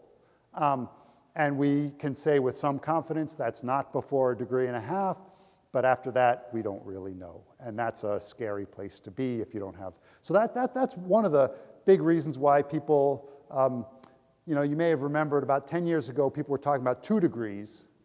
And that was because if we had to bet, right, we'd say probably nothing will go out of control until 2 degrees. But you don't want to be 50-50, is it going to go out of control or not? So the 1.5 degrees we think gives a little bit of buffer, right? We're pretty confident we'll be okay at 1.5 degrees. After that, it gets less and less certain. Questions about that at all? Well, even at we're getting past 1 right now, right? Yes, yeah, about 1.1. Even at, with what 1, the big breakoffs of Antarctica, those big breakoffs that were, huge, and then the prediction that the Arctic Ocean is going to be, in the summer is going to be really melted, and the breaking of heat waves all across the world, and all this extreme weather, shouldn't we be even worried about 1? Oh, absolutely, yeah. So sure. Shouldn't we be worried at 1? Yeah. So my story today is generally going to be, moving forward, more change is worse, right? And one thing I want to say, because if you look at this, and then Carol, I'll get back to your question, but if you look at this, or this, people often say, it's the planet's been hotter before, right? So, maybe it's fine. Maybe it's nice to have warmer temperatures. And the key there, I think, is the idea that entrenched systems, so systems that have adapted to, the world, they, in the short term, are damaged by changes, right? Now, it may be that the change sort of, depending on what you're interested in, maybe that the change is great for life in the very long term, right? There was, back here, you had 9-foot salamanders, like carnivore, like running around Antarctica, eating everything, so in some sense, sure, that life was really happy in a warm world. Didn't have corals, but didn't have them in reefs. But the thing is that getting there involves a whole lot of upheaval, right? And when I say that, in the short term, there's a lot of upheaval, the short term, geologically and ecologically speaking, is much longer than sort of, human time scale. Right? So sure, maybe in a couple million years, like if we had a big shift, maybe in a couple million years, life would readjust and maybe even be more productive than it is today, right? But humans haven't even been around for a million years, right? I mean, if I think about Julius Caesar, Jesus was 2,000 years ago, right? I mean, and I think of those things as ancient, as so far apart from me that they don't even matter. I mean, I don't want to say they don't even matter. They don't. I don't feel like they're present, right? But 2,000 years is just 1/500th of a million years, right? I have to wait that much time, and then 500 times more of that, to get to it. So my point is that things that happen on that time scale don't matter to humans. And if you think about, entrenched systems, we have lots of entrenched systems, right? We have cities that were built on the coast because that's a great place to build a city, because that's where you have commerce, right? You can get your ships, but it's nice and stable and so on. If it warms, then those cities will get, and the ice melts, and those cities get flooded. And it's not that, everybody necessarily dies if you have some time to think about, moving people away. But what it means is that all that stuff, that whole city that you've built, all that commerce, that's gone. And people do hold on longer than they should in some sense. And so, there are lots of dangers there. But also, but it's not that warming is bad, right? Cooling would be bad too. If it cooled and the temperature and the ice, sucked up water, and the water receded, well, then those cities would be in a bad place as well, and you'd have to build new cities out at the coast. So the point isn't that there's a right temperature, like this is the best temperature, or this is the best temperature, or this is the best temperature. It's that there's a temperature that everything that's around today has gotten used to over the last 10,000 years or so.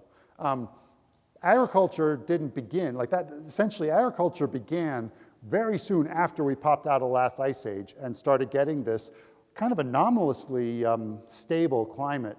And so we've been, so agriculture kind of relies on things not going crazy. And certainly, if you think about Iowa, right? I mean, why is Iowa such a great agriculture state? Well, we got 10 feet of topsoil. We have just the right amount of rain so that it doesn't soak everything, but that generally we don't have to irrigate, right? We have rain-fed corn and so on. If the moisture changes significantly, better or worse, I don't know, but a change is problematic for everything that we've kind of built here. If it's a little bit drier, we're going to have to build in all kinds of irrigation and make sure that, then we have to start worrying about, well, do we have the water in our aquifers and so on. If it gets more moist, well, then suddenly you can't do, your spring planting and other things like that. So it's the change, and that's what I want to make clear. Like the fact that things are changing is where most of the problem comes from. Right? Getting colder would be bad too. So anyway, let's see. So I promised you that I was going to get back to your question, and now I've lost what your question. Yeah, right. So and we're seeing that, right? I mean, I don't know how, like, there's a whole neighborhood in Des Moines that doesn't exist anymore because it got flooded out, right? Out by 4 Mile Creek. I don't know if you ever go out there. There's streets and telephone poles and everything, but all the houses are gone except 2. And those people are just hoping that they pass away before the next flood hits. But that's gone because under the new system, where we get more rain, and also we've also developed, done a lot of land use change upstream. But under the new system, there was no way that we could keep that neighborhood going, right? It was just going to be they were just going to get flooded too much. And there are other places. So at the current temperature, like, we are losing things. I mean, there were like people that had connections and loved that place, right? And we're losing those things now. We've had floods, we've had flash floods that we've never seen before in the city, and so on. So absolutely, there are changes that are happening now, right? Most scientists think that stable coral reefs are likely to be unsavable in the relatively near future, right? Again, coral can survive. I mean, coral can move and so on, but it takes hundreds of years to build a reef. And as oceans acidify, makes it harder for those corals to lay down calcium as temperatures increase, and so they're no longer able to survive where they are, and as sea levels rise, and so they get shaded out. It seems likely that coral reefs will disperse, and you'll have essentially free swimming corals or little bits of coral in different places as they wait for a few hundred years for things to stabilize and start to build those reefs again. So there are things that, like, today, and the thing about coral reefs, right, that's uncertain, right? So far, we're seeing more and more bleaching events where the corals spit out their little algae and hope they get new algae that works better for them because they're stressed. But we have more bleaching events, but we haven't, like, lost a major coral reef yet. But we think that we're at the point where we may be beyond the point where we can save those, right? So and that's one thing I want to get at is that, it would have been great had we not gotten to this point, right? It would have been great if in the 90s we had gotten together and, fix climate change, right? And it would have been great if we had done that in 2000. It would have been great if we had done that in 2010. And it would be, and every time we miss an opportunity, right, we lose more things. But one thing that terrifies me is I'm nervous. I don't see how, with politics as they are these days, I don't see that we're going to get to the 50% by 2030. Maybe we can, and I'm going to fight hard to make that happen, right? Because I think that it's really important. But I worry that we get to 2030 and everyone says, "Oh, you told us we're all going to be dead by now," right? Because we had 10 years to save to avoid the climate catastrophe, and now it's 2 degrees. You said we had to do it at 1.5 degrees, and no, like, we're not all going to die. I mean, it's very unlikely that we change the climate so much that just humanity goes extinct, right? But at every step every opportunity that we miss, we make things more and more challenging for people on the planet and for ecosystems, right?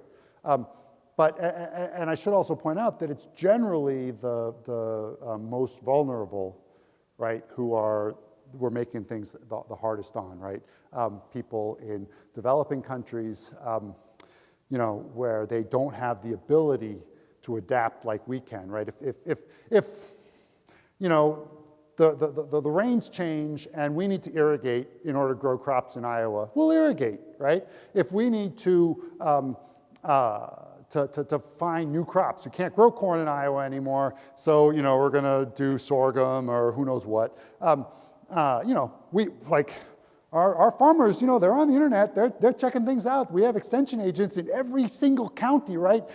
Telling people here's some things to try. Here's some ways to make this work. Like there's all this infrastructure to make it easy for us to adapt. But if you're a farmer, in Ghana, who's been, you have your varieties that you know how to grow, you know how to cook, you've been growing them and making them like optimizing for your conditions, right? And you've been doing that for hundreds of years, and suddenly the situation changes, right? Sure, you may be able to grow, winged bean, and that may be a miracle crop, but if nobody's there, like if you don't know how to use it, you don't know how to grow it, you don't even may not even know that it's out there, or maybe you try growing winged bean and it doesn't work so well the first couple times because you didn't do, then you're out of luck, right? And so, or anyway, so the point is that the people who are often the most at risk are not the ones who are actually they're not the ones who've been putting the carbon dioxide in the atmosphere, right? And that's just fantastically unfair. That we're the ones who have sort of all the power to change and have put the vast majority of the carbon dioxide in the atmosphere, but we'll be relatively okay. Again, like I said, we're 1.1 degrees, and we're losing neighborhoods and things like that. So I don't want to overstate that we're okay. But the point is that we're going to be relatively okay, but a lot of people won't. So I'm sorry, you had your hand up a long time ago, and I figured okay, all right. So now we get to slides that are going to be even harder. Are going to be even a little harder to read. So I'm just going to try to give you the flavor of the slide rather than, I think if I don't press it long enough, then it decides that I'm not worthy of. Well, anyway, what I would show you. All right, so essentially, in the IPCC reports, they have what they call burning ember diagrams, and the idea is that they give you a sense of sort of how, what the level of risk is, not by saying by essentially showing you where you can where the risk is low, at what temperatures the risk is likely to be low, at what temperatures the risk is likely to be high, and so on. And they've used those diagrams for all kinds, they've made these diagrams for all kinds of things. And what I wanted to show you was that there are plenty of things. There are some on these diagrams where the coral reefs, some of the Arctic ecosystems, where even at 1 degree, risk is very high, right? Where there's a high chance that we're, again, likely to lose those things. But then there's others, right, where, at 1.5 degrees, risk kicks in as being very high. And when you get into the 1.5 to 2 degree range, you start to see more and more turn from sort of yellow to red, right? But there are still plenty, right, where you're still just kind of yellow in 2 degrees, and it's not till you get to 3 degrees that the risk is high. And so the main take home there for me is that, again, and there's even a little section, a little chapter, or I don't know, maybe not a chapter, but a little section in the IPCC report that says at every 1/10 of a degree change, you know, there's new dangers, and here's what they are. It's not that there's necessarily a trigger at 1.5 degrees where, you know, everything goes to pot. There may be triggers beyond 1.5 degrees where things become really, really challenging because of runaway greenhouse. But it's also true that even if things are much more constant as we expect in terms of the warming as a function of the greenhouse gases, that is like at every little bit you change, there's other things that you need to now worry about. Yeah. I think she might be working on that.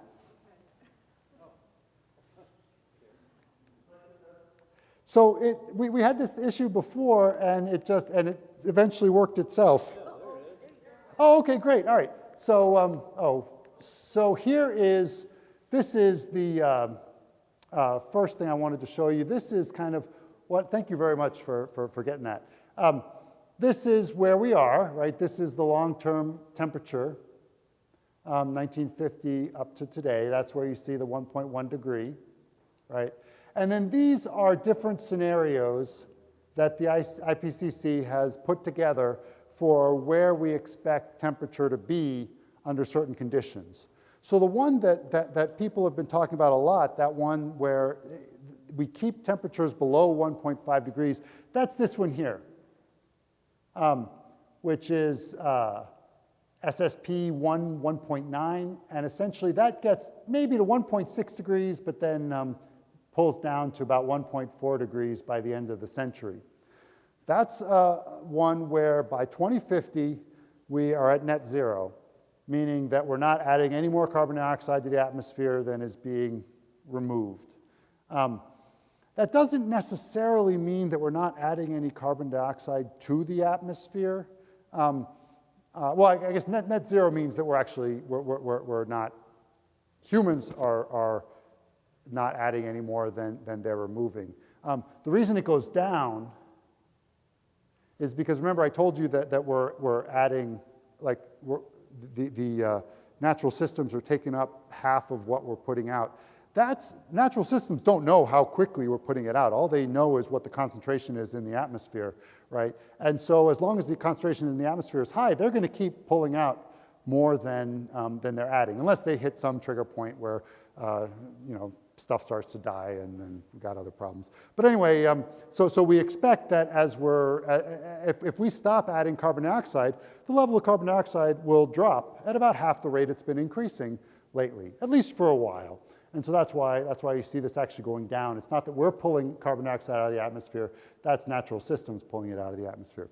So net zero is we're not putting in any more than we're taking out.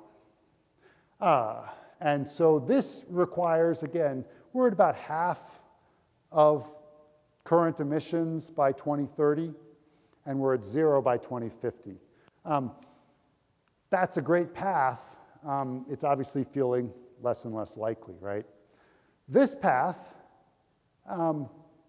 is the path where all countries meet their Paris commitments and add some more to that. So cut a little. So they do a little bit more than we've sort of promised we're going to do. But the promises in Paris are tough. There's no sort of like it's all kind of things that a country. It's all voluntary, and there's no kind of problem if you don't make your commitment, right? You don't get fined or anything.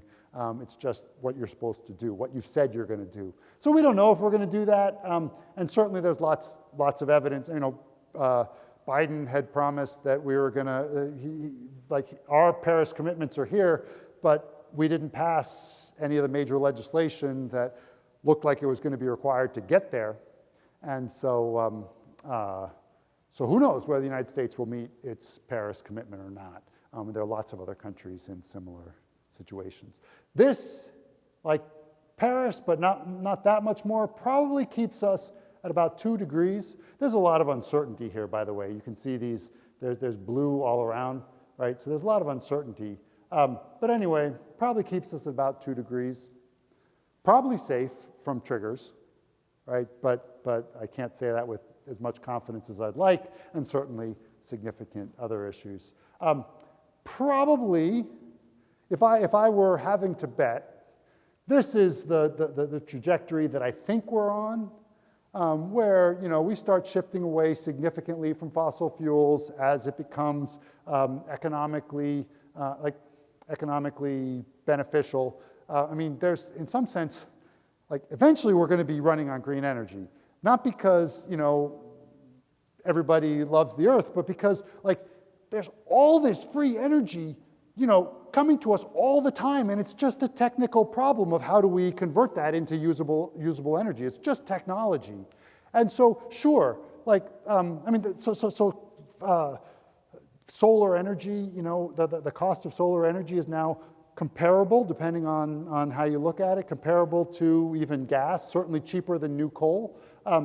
And so all we got to do is figure out better how to store that energy, and we're doing pretty well on that as well. And there's no reason anyone would ever build a new fossil fuel plant at some point, right? That's going to happen. Also, there's like all kinds of other things that we might be able to do. So eventually you phase it out, but you don't phase it out. You don't like accelerate that process. That's kind of what's going on here. That gets you to 3 degrees. Lots of danger points at 3 degrees, that we can spend a little bit of time talking about. But anyway, these 2 pathways, this one I don't think is possible, because I can't imagine that we're continuing, this is that we continue to grow fossil fuel consumption over time, and this is that it takes a long time for the transition. So anyway, so I don't think this is possible. This one's possible, but I think it's unlikely. This is, I think, the most likely. This would be pretty good. I think 2 degrees is not terrible. This would be great. 2 degrees is awful. Yeah. But that, I like, again, if I were having to bet, I'd say that's the trajectory we're on, but hopefully we can do better. And I do think we can do better, because I think everyone's surprised to some extent by how quickly the renewables have become competitive, cost competitive, and they don't have to get much cheaper than fossil fuels before. Like, why would anyone in China build a new coal plant if renewables are cheaper? All right. Can you advance that if? All right. So here's the start of the unreadable, completely unreadable graphs. I know I've already shown you some unreadable graphs, but the point here that I want to get at is that like the 1.5 degrees is right about here. And so you see for things like coral reefs, we're already past it. But for other things, 1.5 will be, probably okay, right? And there are others that start to transition, to dangerous at some point. This one up here is an interesting, these are diseases. So this one and this one are for diseases, and these are different than the other figures in that what they've tried to do is, this is if we don't adapt at all, like don't come up with ways to address the issue. This is if we do some adaptation, and this is if we do we put a lot of money into not changing the temperature, but changing the way that like we deal with water and sanitation and mosquitoes and nets and all those kind of things, right? And so the point here is that notice that again 1.5 is right here, I believe. So with no adaptation, some of these are problematic, right?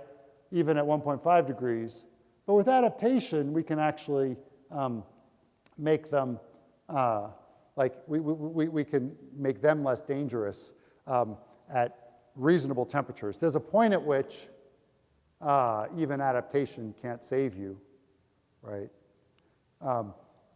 which may be close to 3 degrees. But the point is that there's a lot of stuff we need to be doing. One is what we call mitigating climate change, reducing the emissions so that climate change is not as bad.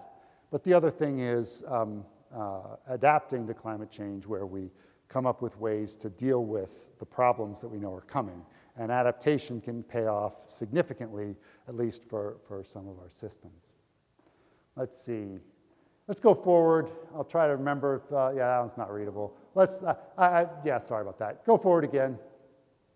All right, so this one is just to show you kind of where we are compared with previous times in human or natural history. So this is today. This is the modern era, right? So that's like the kind of 1950 sort of average.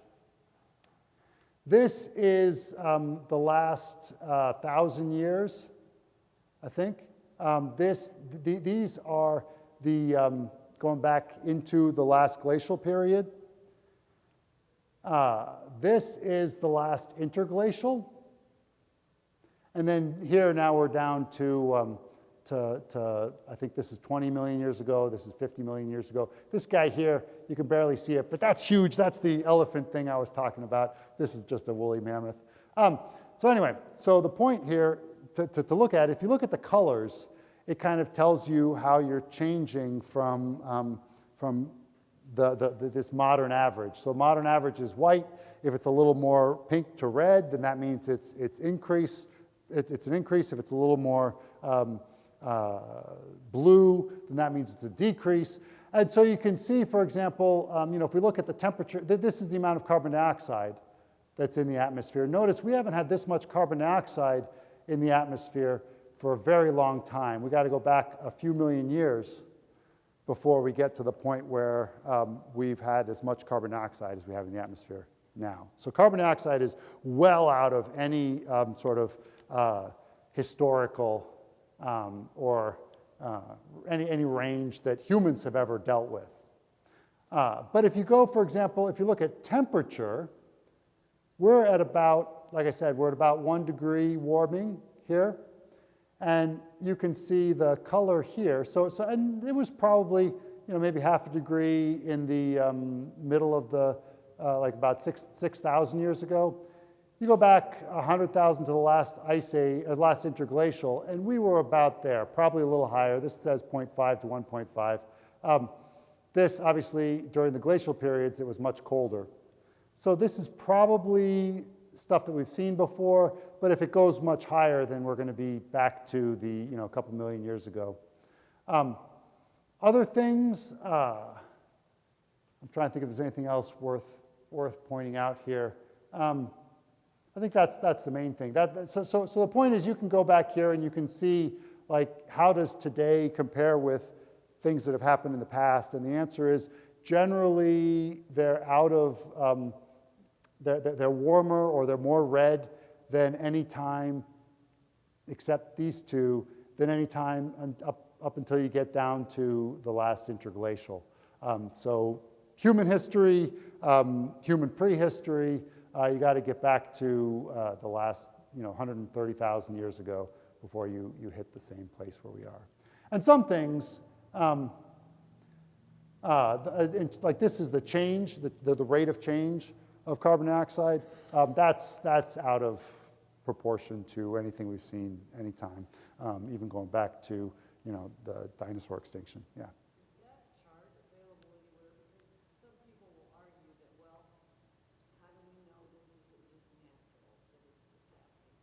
Yeah. Yeah. Well, and I can certainly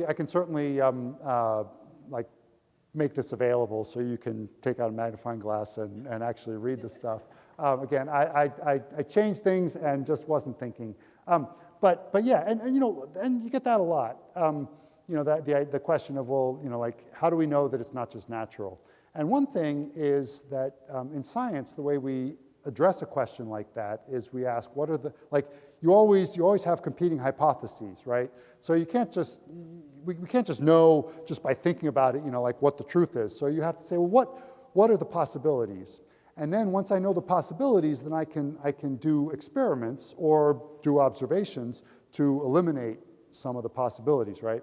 So for example, back in the 90s, it was one idea for why we were seeing the change was that it wasn't caused by people, it was caused by the sun.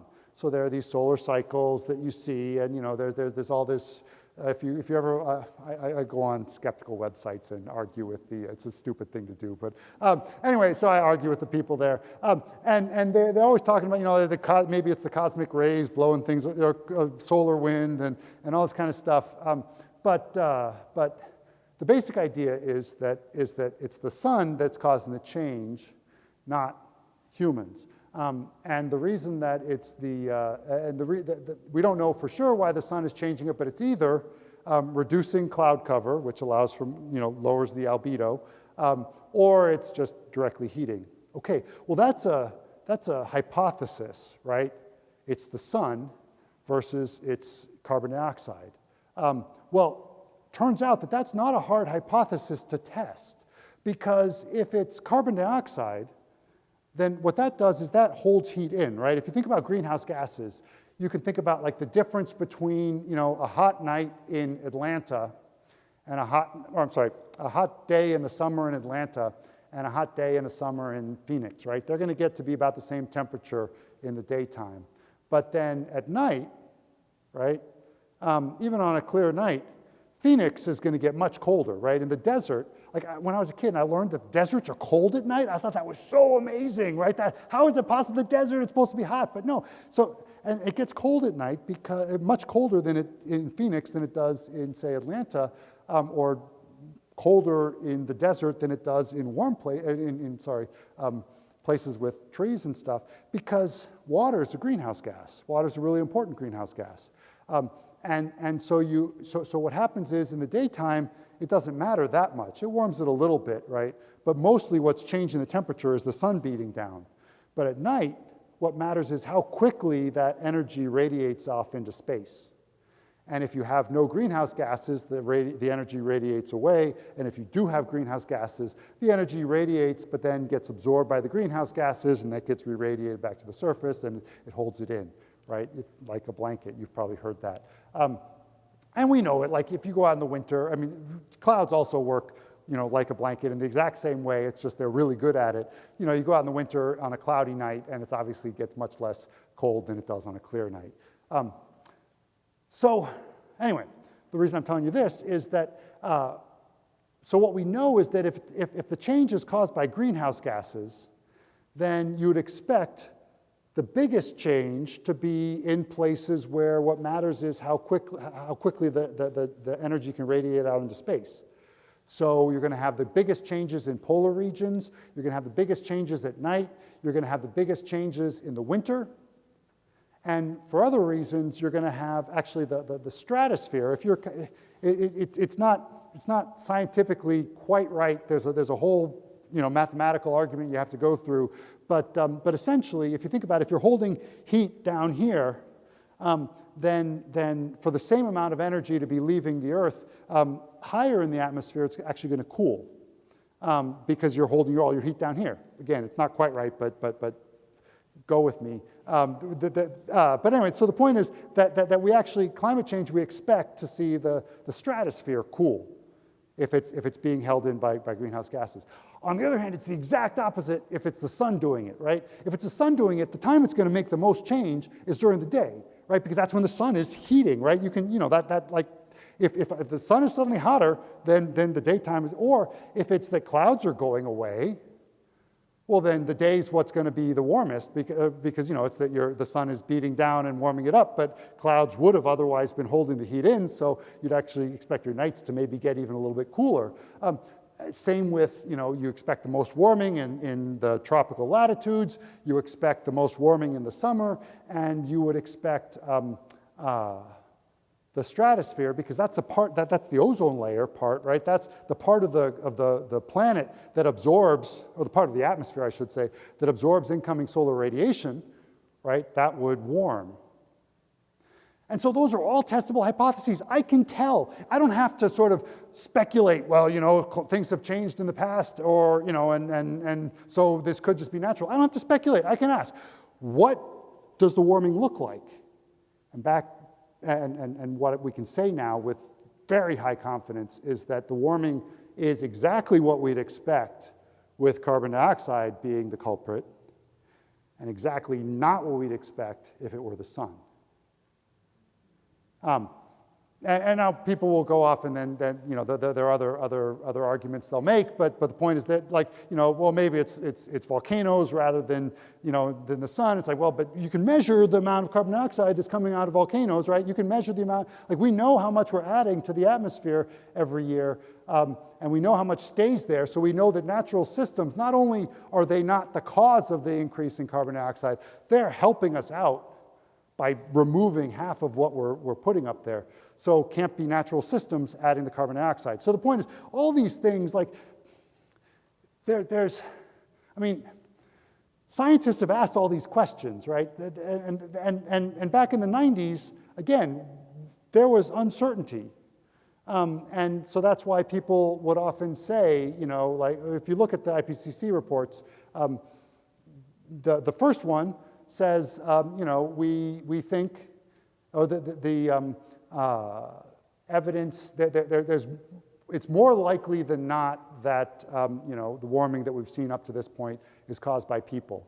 And each time, they release these reports every 7 years or so, and each time they've been getting more confident.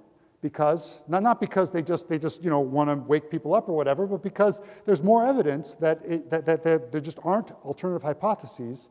And I mean, we've been predicting that, sorry, I'm going to get off on a tangent here, but so Arrhenius, I don't know if you guys took chemistry, but Arrhenius, of the Arrhenius equation, he was back in the 1880s. He actually sat down and calculated, because we've known, you can measure the absorption of carbon dioxide of long wave radiation.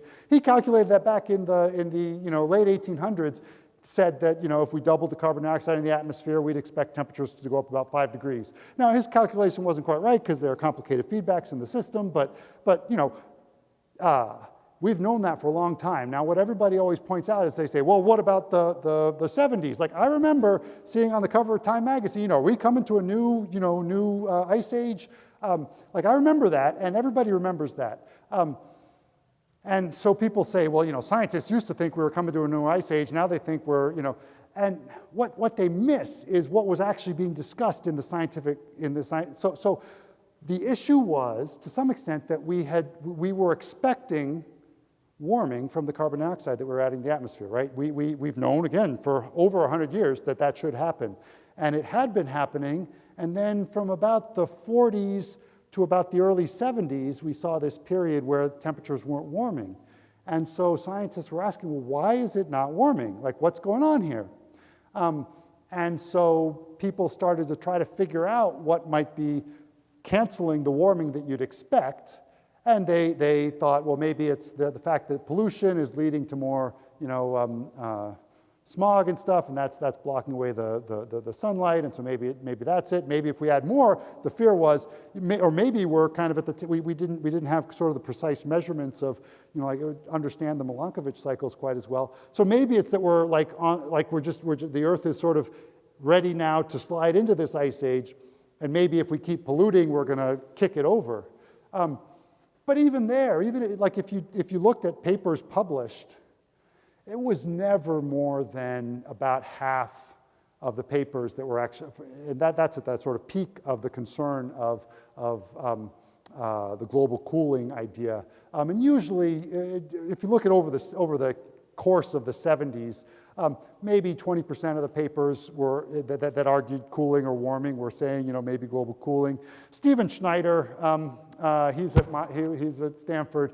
He was the one who really pushed the global cooling idea. It was his idea, and he was really good at getting press and everything. So anyway, so the point is, I guess what I'm getting at is, people will say, oh, scientists once said that it was cooling. What's going on is that there are natural cycles. It's not only carbon dioxide that affects temperature, right? Lots of other things affect temperature, especially in a cyclical way. The issue was that when the other things would generally have been cooling things from the 40s to the 70s, instead the temperature stayed about the same. And so what we're seeing now is we see these step increases, right? We generally don't see up and down. We see, step up and then kind of stays constant for a while. I don't know if you guys remember, everybody was talking about the pause in the early 2000 teens because temperature hadn't really bumped up since about 1998. It had been relatively stable up until about 2012 or so. And so everybody was like, look, climate change is done. But we weren't in a pause. We were in a point where, it would have been cooling, but it didn't. And so then when we got to the next high El Nino, we took the next step, and now we're at the next step up. So anyway, I don't know. I feel like that probably addressed what you were asking at some point. But yeah, so there are ways we can tell that it's caused by people.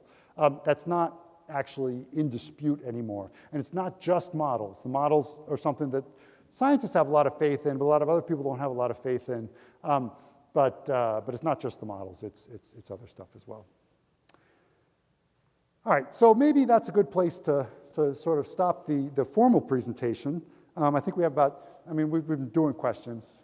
I think we have about 10 minutes before lunch, but what other things are people curious about? Yeah. So your students are mostly young people. Do they get depressed from this information, inspired? What do you see? Right. Yeah, that's a great question, and that's something that we have to wrestle with all the time because what I see is a lot of despair, right? I see students feeling like they have no future. I see students feeling like that we're all going to die. People say over and over that it's an existential crisis. I'm not sure I buy that. Again, it's hard. It would be really, really hard to drive humans extinct. We're really good at living, right? So maybe, but there's a long way. You could get rid of 3 billion people, right? Have the worst catastrophe ever. Like 3 billion people. That's like unimaginably awful, right? And that doesn't, that's still not existential, right? It's half your population, or less than half.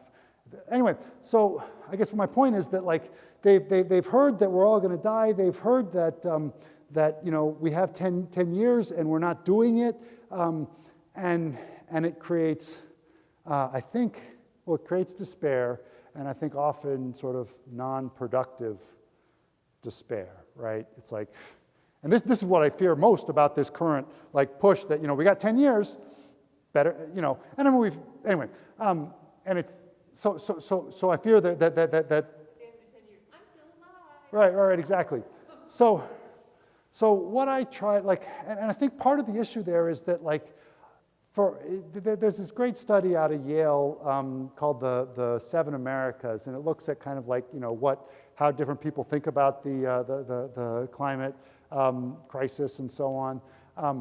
And there's about 20% of the population which is really motivated by let's not do this bad thing, right? They're motivated by fear because we're we can get out of this, let's not do that thing. And that's often the most active people, right? You're going to hear from a lot of activists, do you know how bad it's going to be if we don't fix this? And they're right, it's true, right? But that for a lot of people, they read that. You might have, when Dr. Greenway was talking last night, he was talking about the idea that, there's this shift when you're afraid of things that you kind of, close up and don't go out and try to make changes. Well, that's what happens to a lot of people in the other 80%. They just hear despair, despair, despair, and they just, it can't be that bad. If it were that bad, I've heard a lot of people say, if it were that bad, we would have done something about it, right? So it can't be that bad, so you must be lying to me. So what I try to do is again, like point out that the solutions aren't that hard at this point. People talk about, the Green New Deal, trillions of dollars, and people, if we hear that the Green New Deal is the only thing we can do to save the planet, well then it's like, oh yeah, we got to do this $3 trillion, huge change of the way everything goes. And again, that would keep us on that nice 1.5 degree trajectory. But holy cow, there's so much that we can do easily, right? I mean, Iowa is running, mostly on wind power at this point as far as electricity is concerned. It wouldn't be that hard to close the last few coal plants. We're not doing it, but it wouldn't be that hard. Like there would be some difficulty because we'd lose some baseload power, but again, we're not at a point where shifting to green energy, triples energy costs. We're not there. We're at a point where shifting to green energy, leads to a marginal change in most costs, right? And in many ways, a very, very payable change. So I try to help them see that there's lots of reasons for activism, lots of reasons for hope, and that's kind of, I think, where we live in a time when there's just so much going on. There's we do live in a time where there's so much going on that leads to despair, but there's also so much possibility. But it's also true that the last time we had a good chance for changing for laws in this country that would affect climate change was 2009 with the American Clean Energy. So there was a chance to get something passed, didn't quite pass. Looked like there was a chance to get something passed. Now, over 10 years later, didn't get passed. So we do keep passing up opportunities to address the issue, which is problematic. And of course, it's not just the United States anymore. It's not just the United States anymore. Like back in 2007, it felt like if we would just lead, then we're the worst of the worst as far as emissions. But now, certainly we're the worst of the worst in terms of per capita emissions. We're still emitting lots more than anybody else, or almost anybody else, on a per capita basis. But if we can't figure out a way that also brings, for example, China to the table, and eventually India, then they're now producing, or China's now producing significantly more than we are, and that's so it's not just us, but certainly if we led the way, then it suddenly opens up lots of possibilities. Well, I was going to say that even scientists now are getting politically involved. Some of those scientists are supergluing themselves with their research papers, and when I see scientists doing that, because obviously people aren't listening to their data, it seems like we do have an emergency crisis in that point. Maybe not existential. Maybe that's the wrong word to use, but the crisis is here. Yeah, absolutely. Right. Yeah. Again, this is often I'll tell people oh, we're not all going to die, and everyone's like, oh, everything must be okay. And it's like, no, there's so much between flourishing and everybody dying. There's so much in between. So yeah, absolutely. I think there's no question. Again, we've lost so much that we care about already at one degree, 1.1, and life is becoming more uncertain. There's lots of challenges, especially I should say in a challenging world, right? As people who are in distress, as they also deal with food emergencies, climate emergencies, what that leads to shifting populations. A lot of scientists think that a lot of people think that Syria was maybe the first of the climate crisis, of the climate sort of geopolitical crises because that happened during a major drought in the Mediterranean, which is exactly what scientists have been predicting. And so essentially people couldn't feed themselves out in the like they used to. They came to the cities to get refuge and asked for the government to help them through this crisis, this drought, and the government didn't. And people started protesting, and that led to, so in many ways, the Syrian crisis, people think, may have been created by these conditions, and then that led to, huge displacements of people and all kinds of, so much backlash in Europe as far as, against immigrants, so much, and so much sort of polarization and Brexit and all this kind of stuff. So you can see kind of how even a relatively small long-term crisis in an unstable place can lead to real dangers. If you were the governor of Iowa, what three things I don't know. the Iowa legislature could do? Yeah, right. So what should Iowa do? I would try to. I'd say that we should phase out coal because I think we can do it, and it's not that expensive, but it would have a lot of bang for the buck. I'd say that we should be investing a lot more in infrastructure to deal with climate change, because we're committed to some climate change. I think we need to adapt, and I think that we need to we used to have a working group or a committee that was looking at climate change and proposing things that could be done. They came up with 50 proposals, pretty much none of which got accepted. But I'd get those people working again so that we could think a little bit about what would be effective. So those would be some things that, probably in 10 minutes I'll think of other things that I should have said. But that's, yeah, go ahead. Oh, sorry, Rep. Yeah. Could you speak to a little bit about fresh water? Crisis around fresh water, if there is one.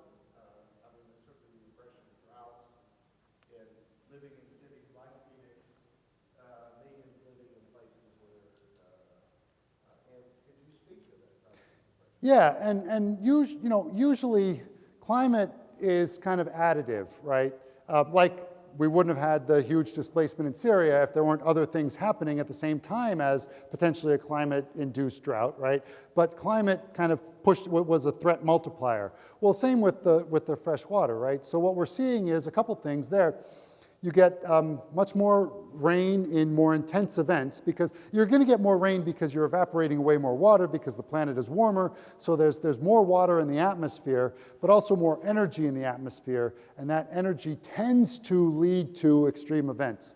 So you get more, and we definitely see it in Iowa, maybe more than almost any other state in the country. We're seeing this real shift towards extreme events from the nice kind of soaking rains that we got before. Well, if it comes in extreme events, that means that very quickly the water, at least the top of the soil, gets saturated and most of the water runs off, right? So that means that you get a whole lot of water in the lakes and rivers all at once, or the rivers and streams all at once, leading to flooding. But then once that water's washed away, it very quickly dries out, because also if it's warmer, you get also more evaporation. So not as much soaks in, more evaporates away, and so you get this feast or famine, either too much water or too little. And the same thing's happening, the West is actually seeing a pure drought, not just fluctuations, but a real drought. But then also, let's see. Well, it doesn't matter. There's a figure where if you look at, let's say that we get a certain temperature change, but also an increase in rain, what does it do? Well, in a lot of the country that's fed by snowmelt, what happens is a lot of that snow comes down as rain instead, and so washes down the rivers in the winter when there's not much you can do with it. And so even though you're getting more rain or more precipitation, it doesn't come, it all comes in the early spring or winter even, when, again, you can't use it that much. And so then by the time summer's there and you need those rivers and so on, it's not there. So, so climate has those kind of effects, changing the intensity, drying some places, and again, it's the change, the drying some places, wetting other places, it's the change that matters. But then it also, that adds to other things, like the fact that we're, using too much water from the Colorado because we the way we have policy there in Iowa, we are,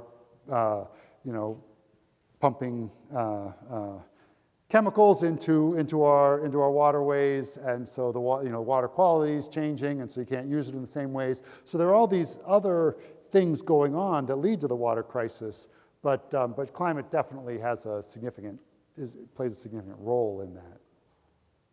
Yeah. Can you speak to the risks we face through, because they keep saying so many populations of different animal species are just becoming extinct? Yeah, so again, climate is generally a threat multiplier for the extinctions. The major thing that's caused extinction so far has been habitat destruction. There are 3 organisms that we're pretty confident were driven extinct almost entirely by climate change. It's the golden toad and the Branbury K. malamus, or maybe something like that. Anyway, and I think a possum in Australia. But what climate change does, like we've had rapid climate change before, natural. Right? Shifting, again, that period as we were shifting out of the last ice age, there was all kinds of fluctuations. The way organisms dealt with that was they moved, right? It's too cold up north, and so they come down south, or it's too warm down south, and so they go up north in the northern hemisphere, or they go up and down mountains or so on. So they migrate, right? That's how they deal with it. And that's not so hard.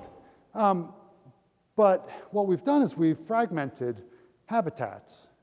And so some things can still move, birds and butterflies can still shift, but lots of stuff can't get, if you think about Iowa, it's so, like, if I need a forest, the way a forest moves is the trees, like let's say that it's, I don't know, this is north and it's getting too hot. Well, then what happens is the trees on the south die and new trees grow in the north, and then these trees die, and so the forest slowly, and these trees at the north, they can spread their seeds, I don't know, a few hundred meters or whatever, and then more, and so slowly the forest shifts, and all the little things with it, underground and everything, that they shift. But you can't do that across Iowa, right? There are places where there's no way, like if I throw a seed up north, and it lands in a farmer's field, well then it's going to die. It's not going to grow into a tree.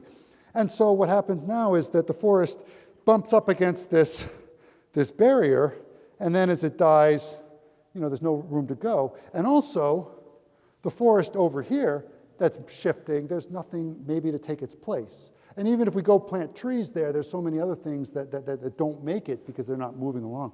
So we think that as climate change gets stronger and stronger and requires more and more movement, especially in a fragmented world like we've created, that's why we expect that the rate of extinction is going to increase significantly, and that a lot of that now will be due to climate change. I mean, still, again, habitat loss because the things can't do what they used to be able to do, but the climate change is what's driving them. Yeah. I want to come up with a magic solution for people worrying about short-term versus long-term. Like in Kansas, they're irrigating and they're running the aquifer dry.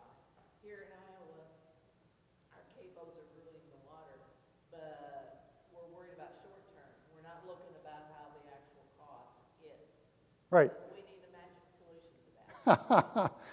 Free energy, and then you can move water wherever you want. So invest in solar. So yeah, I mean, you always got to balance, right? You can't just beat people over the head and say, you got to think long term and suffer now unbearably because they won't do it, right? So people are willing to chip in, but to a certain level, and so you gotta think rather than, I think, in terms of, this is the right thing and this is the wrong thing. this will kill us all, this will, let us all flourish, to, where can we go together,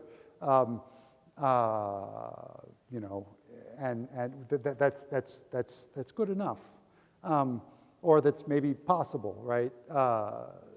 Doesn't mean we shouldn't be dreaming. Doesn't mean we shouldn't be pushing the envelope. Doesn't mean that we shouldn't be, demanding what needs to be done for human flourishing. But it does mean sort of, meeting those people and saying, yeah, I get that you need to grow the crops. Are there ways that we can reduce the water use so we're pumping that less quickly? But I don't know. That's probably not very helpful. But I think we got it. You might not enjoy that as much as you think. Who knows? But I think I don't know when, I think it's probably getting time for lunch, but I'm also happy to chat with people over lunch. So it's been great talking to you all, and I hope, yeah, absolutely. Thanks.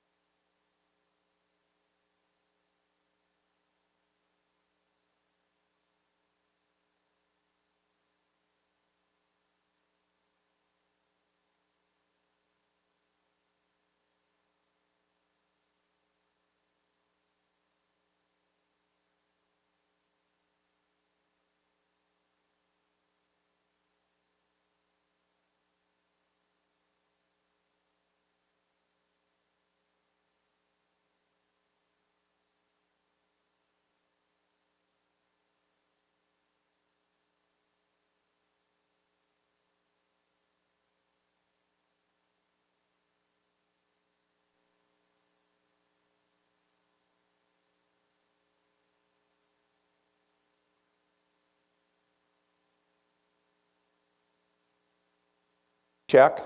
Mic check. Can you all hear me okay? All right.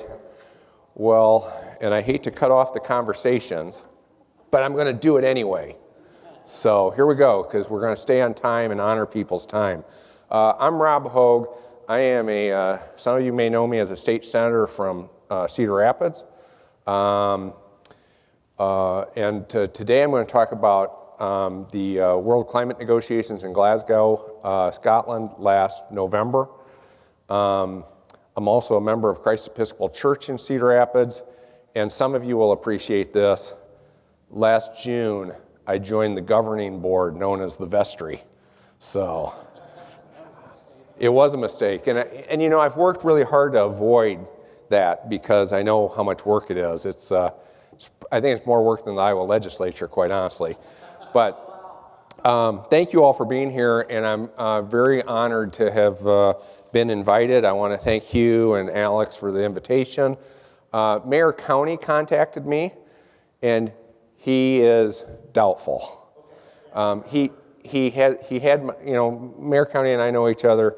He'd love to be here, but he has a very busy life. Okay, so first of all, I'm just going to disappoint all of you immediately, which is I didn't actually go to Glasgow. I did it virtually because the presiding bishop of the Episcopal Church, Michael Curry, who you all know. Why do you know Michael Curry? Because he married Meghan and Harry, right? He was the preacher at the wedding. So Bishop Curry is in his 9-year term as the presiding bishop of the Episcopal Church.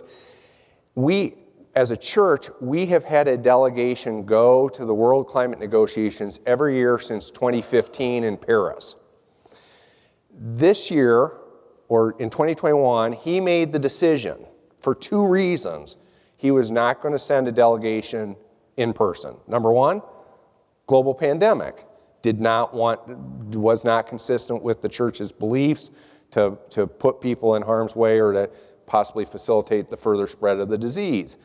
But number 2, he made the decision that it was important for us to leave space, when there was limited space, for voices from around the global south. What he didn't know was it allowed us to have a lot more participation by Episcopalians. So in the past, the delegation has been 4 or 5 or 6 people. We had 24 people and 6 staff people who were able to participate virtually in the climate negotiations. It was also a much more diverse group because it wasn't just people who could afford to fly and buy some hotel in a big city somewhere else around the world. We had at least 6 college students who were in the group. It was very diverse. And for those of you who don't know, and quite honestly, I didn't really know, the Episcopal Church is not just based in the United States. First of all, it's a member of the Anglican Communion, which is a very large global operation. But the Episcopal Church itself has churches in 17 countries, primarily North America, Central America. And then we had 2 of our delegates out of the 24 were Episcopalians who work in Europe. So it was a tremendous honor to represent Bishop Curry in this process, and it was a real eye-opening experience and a great community building exercise. And I would be more than happy to answer questions about that when I'm done. But what I want to talk about is the tangible accomplishments of the World Climate Negotiations in Glasgow. Because the general perception about people who care about climate change is nothing really meaningful got done, right? We've had negotiation after negotiation, and here it is again, and nothing meaningful got done. And that's true in some ways, but I would also just ask you this. Is there any international agreement on climate change that would be satisfactory? Think about that. Could you get an international agreement on climate change that would be satisfactory? And I'm just going to tell you, in my opinion, the answer is no. So, with that caveat, what was accomplished? For those of you taking notes, there were 10 accomplishments. Number 1, there was no significant, tangible disagreement with the science that says we must limit global heating to no more than 1.5 degrees Fahrenheit, 1.5 degrees Celsius, and we're already at about 1.1 degrees Celsius. So to achieve that, it would require cutting climate pollution globally as the first step by about 50% or more by 2030 on a pathway to zero emissions, net emissions by 2050. It's a very difficult challenge.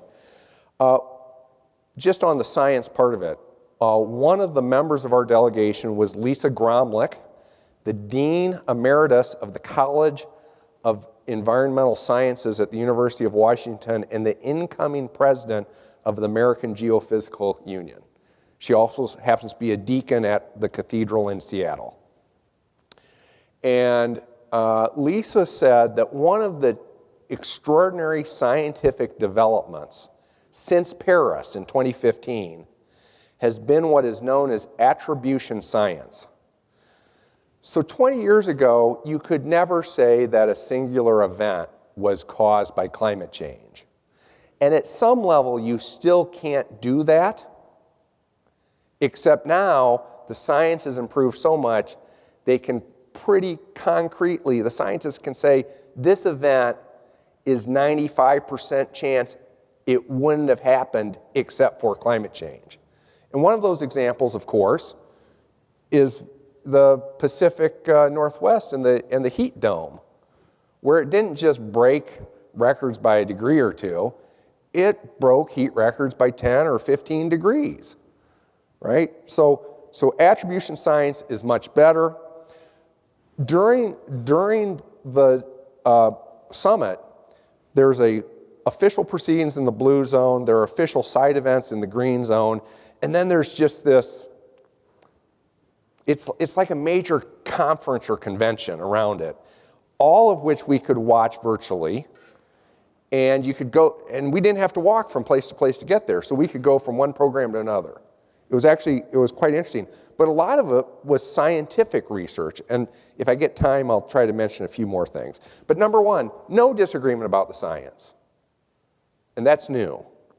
Number two, there were stronger national commitments made. Those are called nationally determined commitments. This was President Obama's way of basically circumventing the US Senate in 2015 in the Paris Agreement. If you left it up to every country to say what that country was going to do, he didn't have to get Senate approval for the Paris Agreement. And that continues to be the framework. President Biden upped the United States commitment. First of all, he rejoined Paris, and then he upped the commitment in line with the science to say that the United States would cut climate pollution by 50 to 52% by 2030. That is a major step forward, and the United States was not the only country to up its commitment. Number three, it was the actual final agreement signed by all the countries was the first agreement that specifically addressed fossil fuels. And of course, it was too weak. But the parties did agree to phase down unabated coal and to phase out inefficient fossil fuel subsidies. It was something. It's not a nothing, it's a something. Number four, and there will be a series of these, multinational side agreements. So you bring all the countries to the world in Glasgow, and not all the countries have to agree to everything. There were lots of side agreements. The biggest one right out of the chute, an agreement to end deforestation by 2030. Signed by a lot of the countries, including, just to pick on one, Indonesia. And then Indonesia backtracked 3 days later and said, well, we didn't really mean end deforestation. We meant we're going to end net deforestation. And on that same day, there was deadly flooding in Indonesia that killed another dozen people, right? I mean, there's this underlying reality of extreme events that's happening at the same time as countries are having trouble making progress. But number 4 was the multinational side agreement to end deforestation by 2030. Number 5, multinational side agreement to reduce methane. And methane is a very potent greenhouse gas, not as prevalent, as widespread as carbon dioxide, but more potent in the short run. So an important contributor to climate change and an important agreement. Number 6, there was a multinational side agreement to phase out coal. Remember how the overall agreement said phase down unabated coal? There was a multinational side agreement to phase out coal. It included Poland, one of Europe's coal producers, but it did not include the United States, China, India, Russia, or Australia. So we got some work to do. That's a good question, Hugh. Hugh's question was, what does the word unabated mean? So the original proposal was to phase out coal for the whole agreement. We ended up with a multinational side agreement on that. Some of the countries wanted unabated coal on their idea that somehow they think they're going to be able to control coal emissions through carbon capture technology, which I'm very dubious about, and we can talk more about that later, or do other things to offset the impact of coal. So basically a net emissions concept. Well, we're going to keep burning coal, but we're going to plant trees, right? That's what's reflected in the unabated. So if you're just burning coal, we're going to phase it down. But if you're going to abate it somehow, that the global agreement doesn't apply to that. Yep, deforestation, methane, phase out coal. Next multinational side agreement, I'm at number 7, was a multinational side agreement to stop fossil fuel foreign investment. The United States agreed to this. We're going to stop, I don't remember the time frame, don't ask me that, I can't tell you, but we're going to stop foreign investment in fossil fuel production in other countries. So you think about the World Bank going in, here's money so that some country can develop an oil field. The idea with this multinational side agreement is we're going to stop that. There was a multinational side agreement to advance clean steel technology. United States, Sweden, others in that agreement. China, not in it, right? But the idea is steel is a very large producer of greenhouse, steel production is a very large producer of greenhouse gases. Are there ways to do it? There are technological issues there. They're working on a multinational side agreement on it. Number 9, there was a very large increase in the commitment of private investment in climate solutions. And just the state of Iowa has a budget, annual budget, general fund budget of $8 billion. The private investment pledged at Glasgow globally, $130 trillion. So this is a very large sum of money. One of the side programs that I saw that was really quite motivating, and I watched because I know him, was watching Tom Steyer and Gina McCarthy have a conversation from Glasgow, and I watched it. And the mobilization of private capital into climate solutions is one of the hopeful signs. I mean, it's why, if you were in Irene's session earlier today, she talked about the utility scale solar projects going up. Lynn County, Clinton County, Muscatine County, there are places where people are trying to build large solar farms. There is no shortage of funding for that, right? That's not the issue. There's no issue that there's not enough money to invest to make those happen. There is private capital available for these types of investments. Megan, you can chip an extra $5 into the church for that. It's okay, that's a joke. Okay, so number 9 was this private investment. I'll talk a little bit more about that in just a minute. But then number 10, and this was big. So why was Glasgow such a big summit? Why was so much hope there? because it was the first summit more than 5 years after the Paris Agreement. And in Paris, the countries of the world agreed, we're going to review this every 5 years. So they'd have these annual meetings, but there was no discussion about what's going to, yeah, we'll do some things, but what Glasgow agreed on was what's known as the yearly ratchet. So now countries of the world are expected to annually revise their nationally determined commitments. Don't just do it every 5 years. The science is moving too quick. And that's an opportunity for people around the world to advocate with their governments to do more.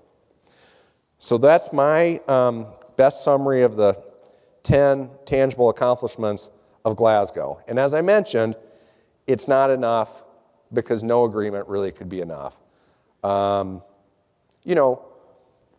started working on this issue when carbon dioxide levels were about 355 parts per million.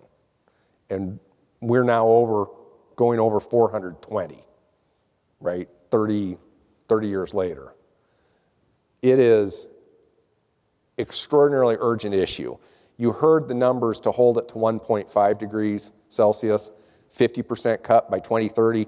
That's just 7 years from now, 8 years, right? And then 0 emissions by 2050. This is extraordinarily challenging.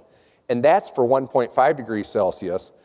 And one of the points I made, we had some programs on the delegation, I made the point, already you're seeing farms and homes and communities and businesses hurt by climate change. People are losing their lives already because of climate change. So 1.5 is not safe, it's safer. The chair of our delegation, Mark Andrus, who's the Bishop of California, which sounds like a bigger deal than it is, the Episcopal Diocese of California is San Francisco, right? Because it went first. If you ever have a chance to see Grace Cathedral, when you're in San Francisco, that's the Episcopal Cathedral there. Beautiful, it's like being in Europe, one of these beautiful cathedrals. Anyway, Bishop Andrus says, we're going to have to fight for every 10th of a degree Celsius, right? That's his line about that. And the more you can limit it, the better it's going to be. Okay. Here was one of the things that I came very reassured in a way from my experience at Glasgow. And it's kind of when I talked about the private investment, that's part of this. But it's this idea that we can't just, and this is for me, this has been one of the eye-opening sort of life-changing thoughts. We can't just put it on the government to do, right? This is not a problem that's going to be solved by the government. Do we need the government to do things? Absolutely. You cannot solve climate change without legislation by the United States Congress and action by the President of the United States. And global leadership by the President of the United States can't be solved. Without that, it's necessary, but it's not sufficient. You need what's called a whole of society approach. And that means businesses, investors, institutions, farm organizations, local communities, art and culture organizations, and faith groups, right? This is something where every person has to be engaged in some level. Faith groups are very important. And that's what I'm going to talk about now for a few more minutes, and then we'll wrap up. Dr. Greenway said it earlier today, all the faith traditions in the world, at some level, have a common recognition of, and I can't say what you said, but it was basically a common recognition of our obligation to care for creatures and creation and each other. At some level, that's there. And I saw it in this process, right? One of the areas I didn't spend as much time watching official proceedings. I spent more time watching side events. I watched every faith side event that I could, every single one of them, even starting before the Glasgow negotiations. So in September of last year, Pope Francis, the ecumenical patriarch Bartholomew and the Archbishop of the Church of England, the head of the Anglican Communion, Justin Welby, issued an unprecedented joint statement about climate change. September 1st, 2021, you can find it. It's a very strong statement. I got to, one of the things in my write-up, I got to watch Justin Welby when he met with a group of young people called the Young Christian Climate Network that was walking across the UK for 3 months, going from some place to Glasgow, some community where the G7 had met. And then they spent the next 3 months walking across the country to try to raise local concern and advocacy around climate change. They met with Archbishop Welby at Lambeth Palace, right, the seat of the Church of England. And the kids challenged him. They had some great discussion about divestment. Archbishop Welby has divested from coal, has not divested from oil and gas. He says he hasn't divested from oil and gas because he wants to be able to leverage more private investment and more private investor action. But that's obviously controversial, right? Are we pure or are we trying to make a difference? There's some discussion there. But then one of the kids asked him, where have you seen climate change yourself personally in your life? Asked the Archbishop that. And he says, I've been in the Pacific Islands that are getting drowned because the Anglican Communion is global. I've seen sea level rise threatening islands. I've seen it in Africa in violence sparked by drought. And he said a biblical conflict between farmers and herders. And then he said, I've seen it in the refugee crisis globally. And he said this, and remember, here's the head of the Church of England, the head of the Anglican Communion, more refugees today than there were at the end of last World War II, at the end of World War II. That was a number that stuck with me. So you've seen the Pope and the Bartholomew and Justin Welby come together. One of the events I really liked was sponsored by Tear Fund, which is a UK-based organization, social advocacy, faith-based advocacy organization, and the Evangelical Environmental Network in the United States. And they did a program called a Climate Vigil. I think it was on November 6th. If you go out on the internet, it was an hour-long program. It is great. And as I think about Iowa, right, where we live, and I'll talk a little bit more about interfaith activity, but if you think about in Iowa, people the faith community in Iowa, you have a very large Catholic community, you have a very large evangelical community, and then you have a large United Methodist community, and then kind of the rest of us, Presbyterians, Episcopalians, right? And then smaller communities of people of other faith groups. They're there, they're in Iowa, but they're not large. I think the work of the Evangelical Environmental Network, and there's a great organization in this country, the Young Evangelicals for Climate Action. I think we need to be supportive of those organizations doing work in Iowa, because at some point you really do need, we're all together, but at some point we actually do need to come all together. The interfaith work, really a tremendous, this is also out there on the internet, or if you send me an email I can send you the link. They had Interfaith Glasgow had a event at the start of the negotiations where they had speakers from 9 different faith traditions speak. And it was, you know how those are, right? Somebody gets up and speaks. But what I was left with was this tremendous feeling about how they all shared this sort of mission, this need to repair the relationship between people and the planet, right, at some fundamental level. The Muslim leader the head of the Islamic leader in Scotland, was great, spoke at that event. And then I saw him at a Green Zone event where you kind of had this, it was sponsored by the World Jewish Federation, and the moderator was a little arrogant, right? And it, you know, a kind of English guy, a little arrogant. And he says to there was a Christian and a Jew and the Muslim leader, the Imam, were on the panel together, and then they had videotapes from other people. But he says to him, well, shouldn't we really all become climate activists?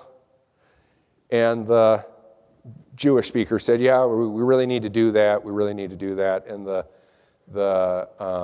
Anglican bishop from Oxford, she says, yeah, I really do think we need to do that. And then then it goes to the mom, and he says, well, I don't have any problem with activists, but I don't have time to do that. I need structure. We're dealing with so many issues. I've got women in my church who are still being attacked physically on the streets because they're wearing their hijabs, right? And then he said this, 20 years ago, the country asked me to deal with radicalism in my mosques. There are things I have to deal with. But maybe you need to work internally on this issue, right? So he was invited to say we should all be activists, and he took it in a very different direction. It was impressive. Okay, final couple thoughts, or not. It may go a couple minutes here, but why should faith be involved? And I'm going to say this. We can elaborate it more. You've heard it. Bishop Curry says it so well. John 3:16, God so loved the world, God so loved the whole world. Right? You love God, so you love the world. God loved the world. We should love the world. We love our neighbors. And those of us who are Christian understand that's the neighbor across the street, and it's the foreigner around the world, right? The Good Samaritan. We know that story. So love God, love your neighbor. A couple things I'll just add to that. What other institution can think globally and intergenerationally? I talked about the whole of society approach. Well, the CEO of McDonald's might think long term, but he or she is going to need to produce profits in the upcoming quarter, right? And obviously churches need to function, but we have a capacity to think globally and intergenerationally. Here's something I want to throw out there. We've heard it before. Climate change is new, but we've heard it before. All of you familiar with the story of Joseph in Egypt? Right? 7 good years followed by 7 bad years. Reread Genesis 41 again and look at the details. First of all, he's a foreigner. He's an immigrant, maybe an illegal immigrant, who's in prison on false allegations. He's 30 years old, and he says he can read dreams. Oh, Mr. Stone, you can read dreams. Well, the Pharaoh's had some dreams. Oh, yes, I can read those dreams. And since you've had the dream twice, I'm going to tell you what you need to do is impose a 20% tax on all agricultural production for the next 7 years. You're going to store up grain in such abundance that it's going to be like the sand of the sea. Now, how many of you, if you'd been an Egyptian farmer and you'd known that the illegal immigrant inmate had just read the Pharaoh's dreams and told him to take 20% of all your stuff, I would have been skeptical, right? But think about that. Because God put Joseph in that place, it didn't just save the people of Egypt, it saved the people of Israel, who became environmental or climate refugees in Egypt. Right? We've heard this story before. And then the final thing I just want to share with you, and you know, I gave up air travel in 2002. We have solar panels at our house. We've gone to an electric heat pump on our heater. We have all energy efficient appliances and windows. We're a 3 Prius family right now, right? And I'm looking for that vehicle, trying to figure out what to do.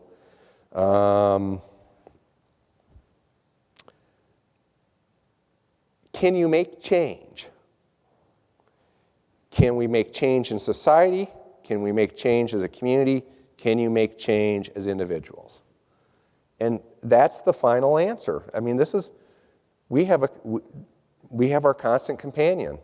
Jesus is walking with us, right? And because of our relationship with God, if the right thing to do, and Dr. Greenway, I'll let you get home, okay? I'm going to let you get home. I'm not trying to apply a purity test here. I understand the practicalities. But if we need to make changes, can we do it? Can we do it? Jesus dies on the cross for us. Was he able to do it? I couldn't do that. No, I'm going to keep my arms back here. I'm going to be right there with Peter denying him 3 times because I didn't want to die, right? Think about that.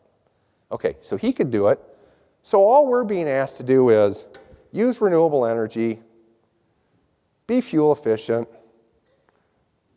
eat local on the food chain, eat healthy, right? I mean, protect our natural resources. It's not that tough, right? And even if it was tough, we have the freedom and the strength and the love and the hope to do it, right?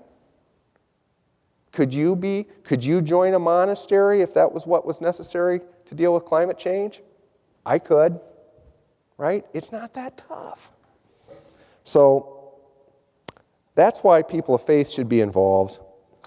The panel this afternoon is going to talk about how churches can be involved. There are 1,000 other things I've probably wanted to say that I've forgotten. But in the interest of time, I don't know what time it is. I'll leave it at that. See if people have questions or comments. You put a quarter in and you get a speech. What do you want to know? What do you think? What do you want to know? Yes, and what's your name and where you're from? Here you are. Hold on. Oh. Hi, you are. Jeanette Bauer from Ankeny, Yes. and I'll ask the question I asked earlier. How do you get people to think long-term rather than short-term? Yeah. Because you're just saying it's simple, and I agree, but how do you get people to quit polluting the water? Quit polluting water, quit burning fossil fuels. There are lots of changes we need to make. I'm going to go to my notes here, and then I'm going to answer your question too. Here we go. I got a list of a few things people need to do, right?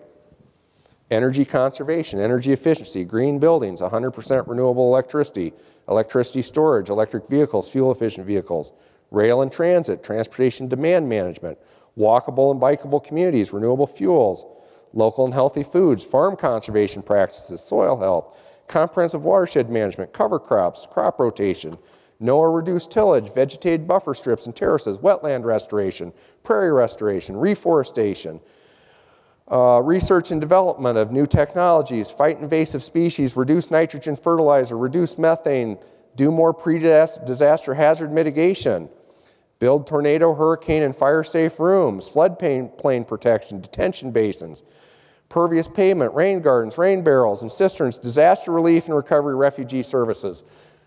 Long list of things we can do to respond to the growing climate crisis. Long thing we need to do. How do you get people to do that? Well, first of all, you try to give them a consistent message that this is a good thing to do. and you create a better world doing it. Let me give you one of my favorite examples. Young woman who grew up in our church in Cedar Rapids, gets her degree at the University of Iowa in something and a certificate in sustainability. And what's she do? Smart thing to do as a college student?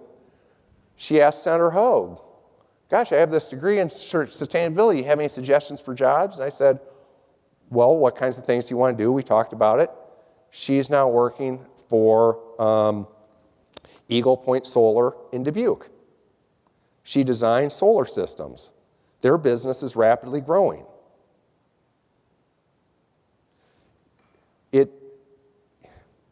You activate some level self-interest at the same time that you're trying to get people to move beyond their self-interest.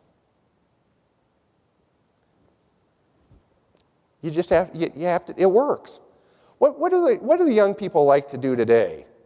I got 3 of them. I got a 21-year-old, a 25-year-old, and a 28-year-old. My 2 youngest have both they've gotten jobs in local foods because they like that.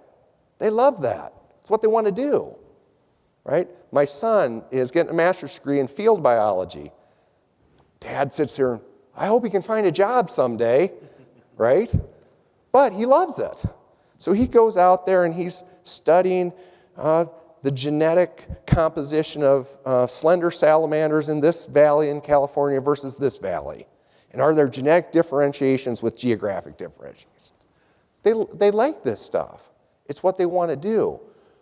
It's our job to provide the institutions and the policies and the structures so that not only is what they want to do, right, that a sustainable future is what they want, it's something that they can practically achieve.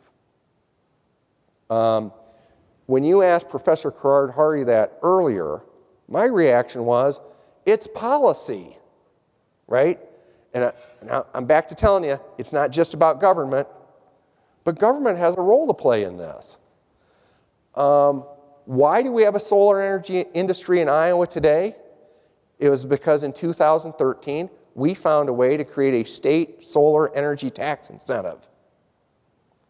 And since we did that, my numbers will be a little rough here because I'm not current on it, but we've had over $100 million invested in solar power, over 4,000 projects built in all 99 counties in Iowa. Sadly, that tax credit went away last year.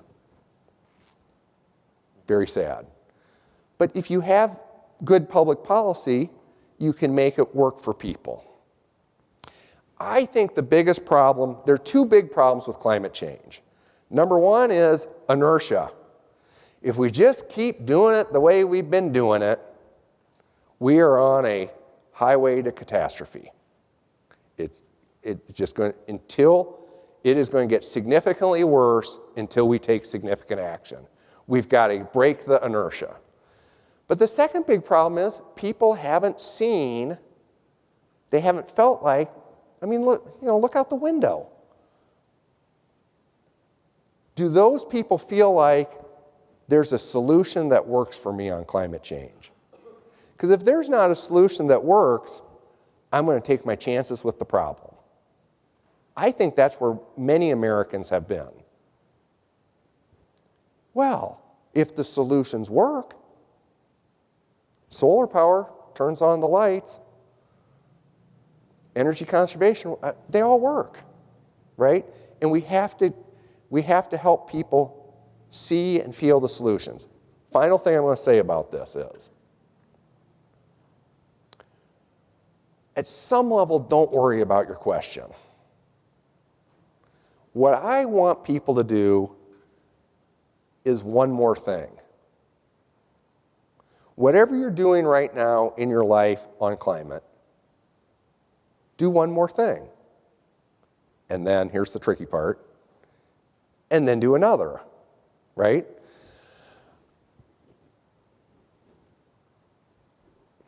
There's this list of 100 things you can do. Pick one, pick a couple, do them. your churches or your faith groups as a community. Do one, do another. Go from there, right? That's the path forward. Just do one more thing. And if you want suggestions on that, I'm happy to give them to you. Okay, next question. Margaret, right here. Here's your microphone. This is for people online. Can you tell us a little bit about the pipeline project? And I mean, it sounds like it's awful. I remember seeing in the newspaper it looked good at first, but it sounds like it's worse than what we're doing now. But anyway, yeah, what are your thoughts? Thank you, Margaret, for the question. The question is about the carbon pipeline that has been proposed by various ethanol producers in Iowa. And there are 3 proposals pending.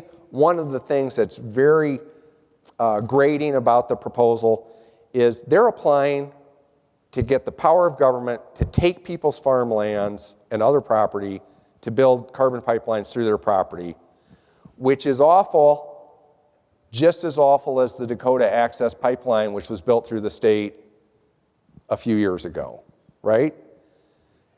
To me, the Dakota Access Pipeline was much worse because the purpose of that was to move out-of-state oil through Iowa to another place in the United States and possibly for export on a product that we need to, the Dakota Access Pipeline developers spent $7 billion on that pipeline, $7 billion that we desperately needed for a transition away from fossil fuels. Okay? It was a mistake, it was wrong, it happened.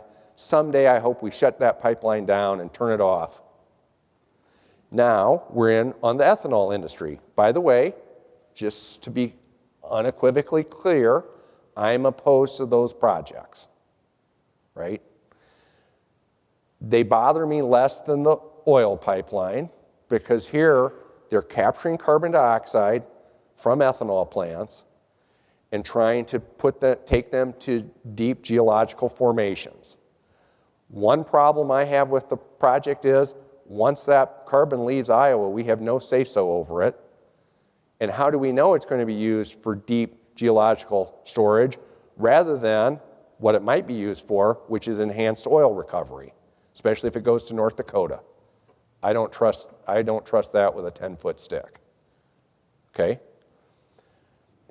Here's a subtlety.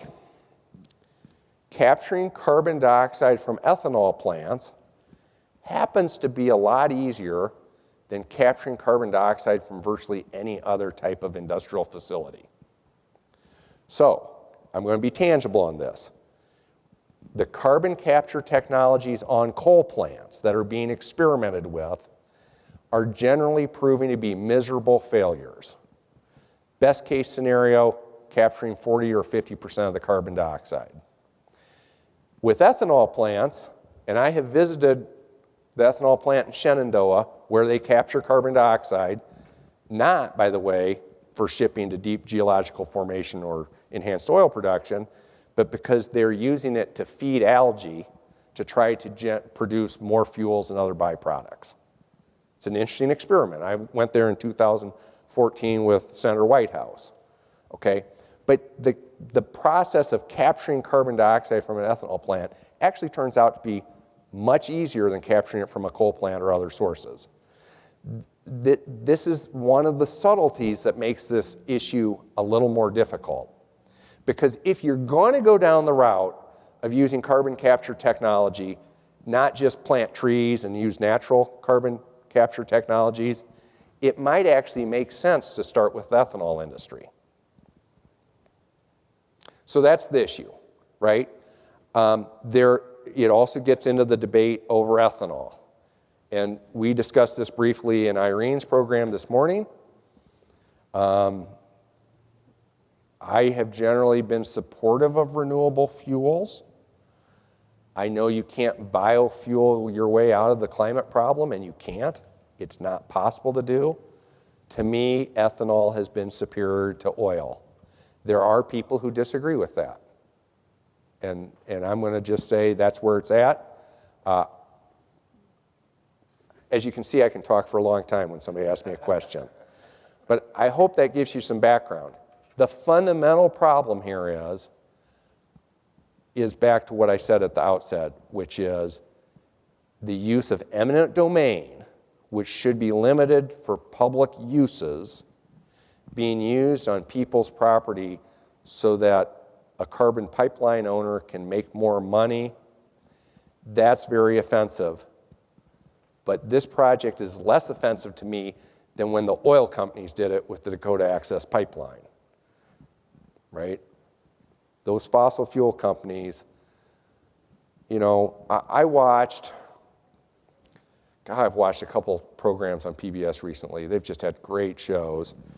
Frontline, The Power of Big Oil. Did anybody watch that last week?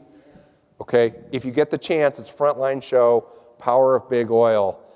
And what was so painful to me about that was a lot of it was in the 90s when I was trying to work on climate change. And to see the oil companies and others paying to distort the public perception on the issue, that's bad. That's immoral. That's evil. That's a confrontation with evil that after hearing Dr. Greenaway, I'm going to be thinking about how do I respond to that? How do I feel about that, right? It's very emotional. Okay, any other questions, comments? Yes?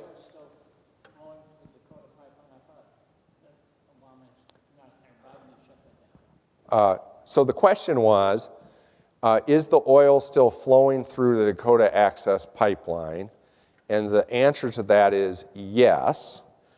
So it had been stopped temporarily by a court order that was then undone while it's pending on appeal. The pipeline that the Biden administration stopped, and by the way, remind yourself of these things, when Keystone was the Keystone XL pipeline, right? Which we you know, people, here's the political reality, Hugh, is that as you feel urgency about this massive global challenge, and we should all feel the urgency. Try not to feel panic, but try to feel urgency. We want and we need so many things to happen simultaneously. It's kind of like, I try to think about, how do you come to grips with that? My parents were both World War II generation. My father served in the United States Navy. My mom was a teenager, okay, during the war. Did the United States do everything right during World War II? Oh my God, no!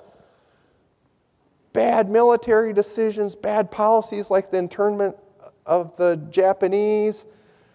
I mean, there were just so many things that went wrong in that war effort. Back to Margaret's question. Are there things that are going to happen that we're going to look back on 30 years from now and say, that was the wrong response to climate change? You bet we are. But here's the thing. We need to do hundreds of things simultaneously, right? So here's how people react.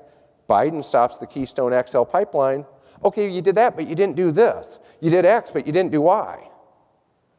I'm mad at you because you didn't do Y. Well, he did X. I talked earlier, he did the 50 to 52% nationally determined commitment. They're trying to get there. It's going to be hard, right? So I'm one of these people who believe if I got somebody in office who's trying to address the issue, that's better than having somebody in office who's mocking the issue. But there are people who get frustrated and say it's not enough, it's not enough, it's not enough. And I understand that frustration because you know what? It's not enough. But we've got to bring people together, find a way to move forward. Other questions? Yes. This is a not enough question, but it really bothers me when I recycle and there's things that cannot be recycled in this area. And I'm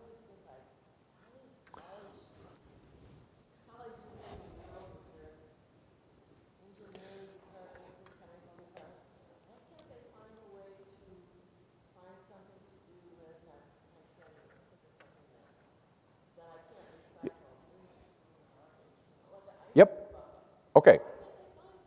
Yes.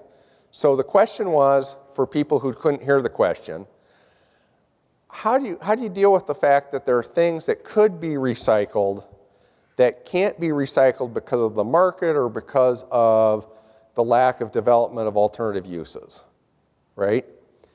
And I feel that, and by the way, during the pandemic, that's been especially bad because a lot of the markets for recycled materials have dried up. And by the way, recycling is something that is generally helpful with climate and other issues. It is critically important to recycle aluminum products. So aluminum cans, it's one of the reasons why I so strongly support the bottle bill in Iowa, and it should be strengthened rather than weakened, is because you really want 100% aluminum recycling. Why? Because recycled aluminum is much more energy efficient to use than new aluminum, and primary aluminum production produces a trace gas called sulfur hexafluoride, which is a greenhouse gas that has an atmospheric residence of 10,000 years. Okay?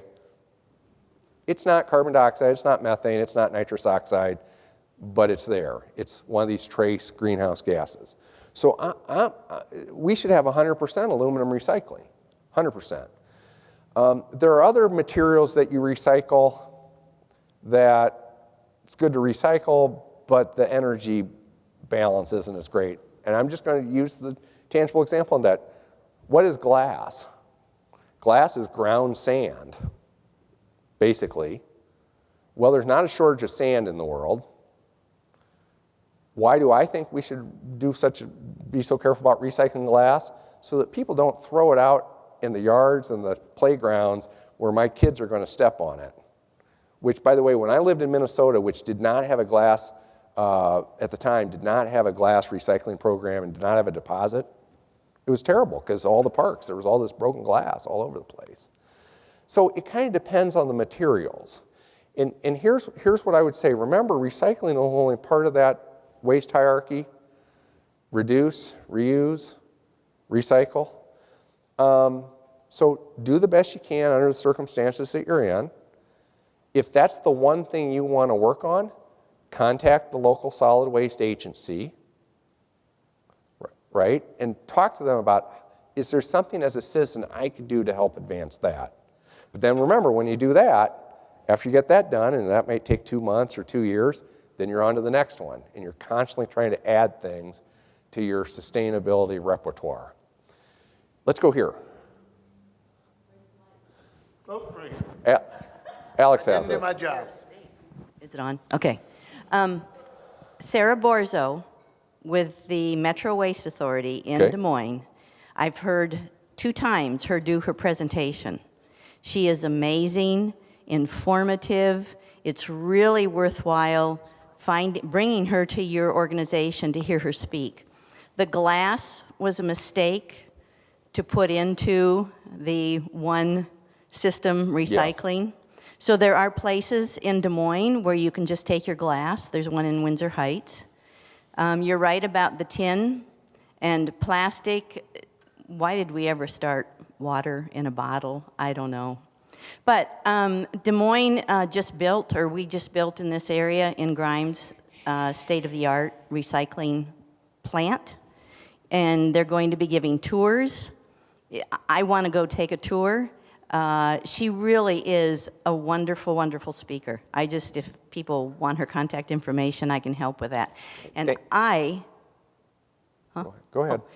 And I save those 1 through 7 numbered plastics that we can't recycle in Des Moines, and I take them to my sisters in Waterloo because they do recycle there. It's just whether or not they have a company that can use them and will buy them.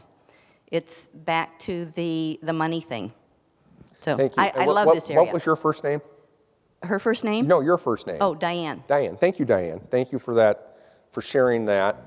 It's been frustrating. I know that in Cedar Rapids, they're not recycling in one of the numbers on plastic, but bad husband, I let my wife sort that. My wife gets to sort out which plastics they're taking and which ones they're not.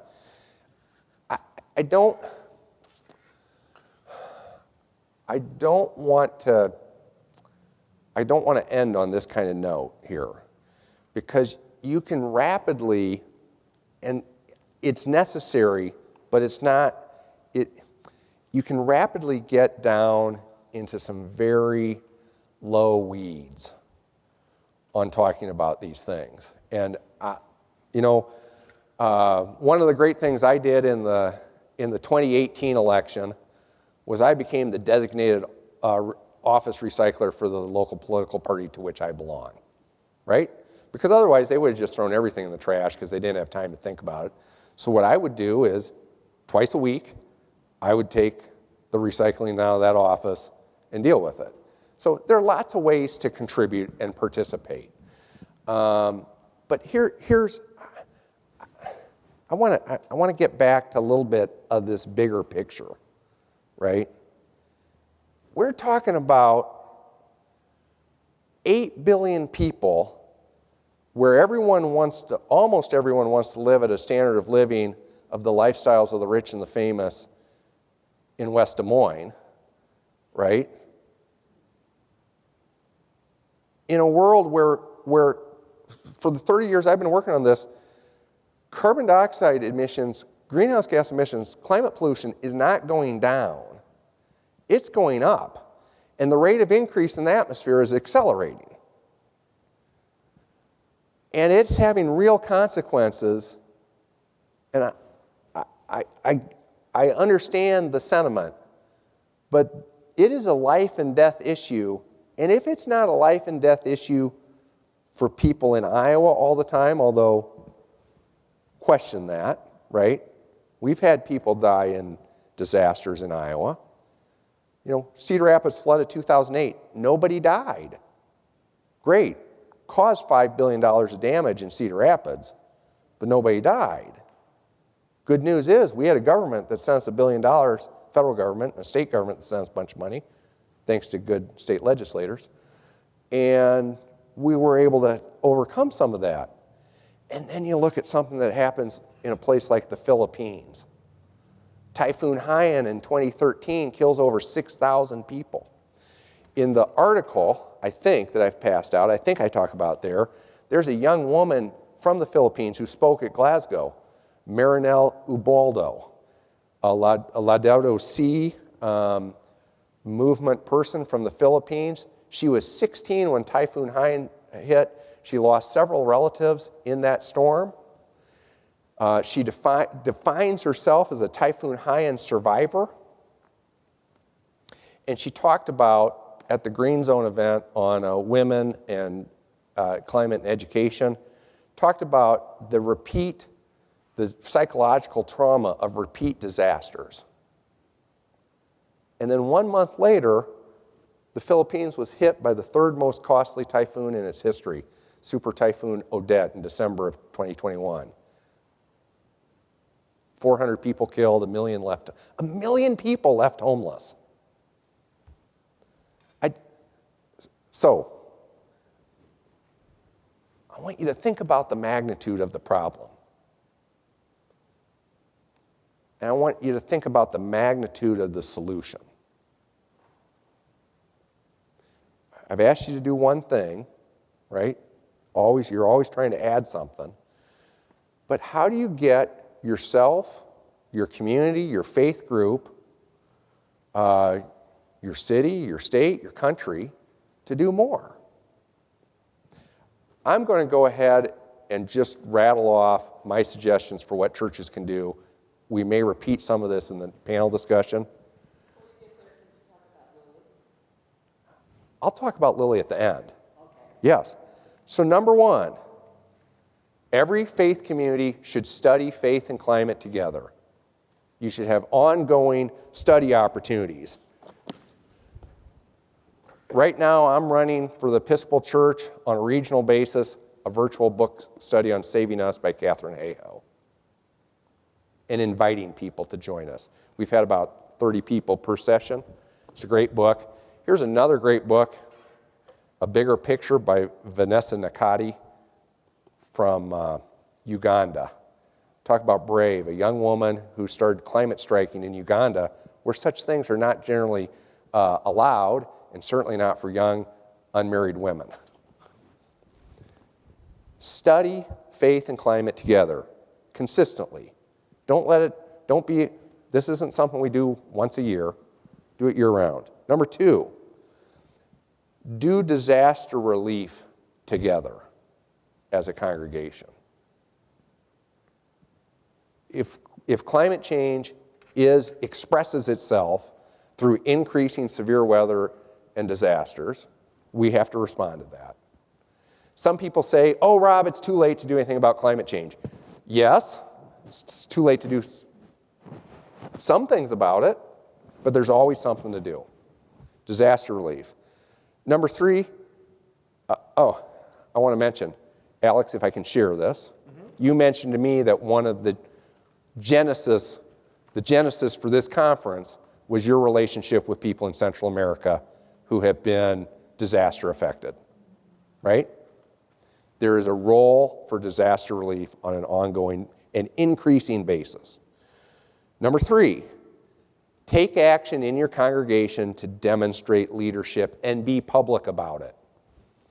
So if Heartland Presbyterian wants to put up a bunch of solar panels, or does an energy efficiency improvement, or adds a garden that can grow produce for people locally, or one of my favorites, food waste composting, right? By the way, does your church food waste compost? That's good if you do. I'm like, oh, we should do that at my church. Huh, well, what, right? But do something and demonstrate leadership and keep doing it. Now we get harder. One of the things that was talked about in Glasgow, one of the programs I saw was about, what was the phrase? It's not going to come to. It's your impact with your investments. All investments have an impact, have a social impact. Do you care about what your impact is? And then the final thing is doing advocacy together, right? It's really hard to do advocacy when you feel all alone. But if you're in a group, you can feel kind of, you know, Jesus didn't send them out one by one. Jesus sent them out 2 by 2 because you need some moral support. Get involved with a group like Interfaith Power and Light or something. You can make a tremendous difference. The climate striker in Cedar Rapids, who made an impact, I called her Ayla the Climate Striker. Her name's Ayla Boylan, student at Mount Mercy University. Greta came to Iowa City in October of 2019. Ayla looks around, there's nothing happening in Cedar Rapids. So the next Friday, 1 woman protest outside of City Hall. 1 woman climate strike. Cedar Rapids was ready for that. Lynn County passes a climate resolution, the city of Cedar Rapids passes a climate resolution in response to Ayla Boylan, the climate striker. That's good. Good way for young people to advocate. In central Iowa here, Lillian Hill, 14 years old, from Johnston, has been having the 1 woman climate strike at the state capitol for months, right? And she decided to start inviting more people and has had great turnouts, right? It's to raise the issue up. It is a prophetic mission of people, right? We've got to call people to action. We've got to call people to action on this, and we've got to find ways to do it. And young people like Lillian need our help. Advocate, advocate, advocate. We need that advocacy to pass public policy and then to defend it and to sustain it and to build on it. We can't, people, we've got to pass Build Back Better, right? And I support that 100%. Yeah, we need to pass Build Back Better. But that's just this year, and that's just at one level of government. We need to internalize this. We've heard the story before, but we've never dealt with this problem like this before. And we've got to be that prophetic voice to call people to action. Dr. Greenway says, don't be pure about it. Don't be self-righteous about it. Be practical about it. But you have to take action. The biggest problem is inertia and people sitting on the sidelines. And it's time to overcome that. All right, any other final questions? Yes, Margaret. Final question, and I'll try to be quick.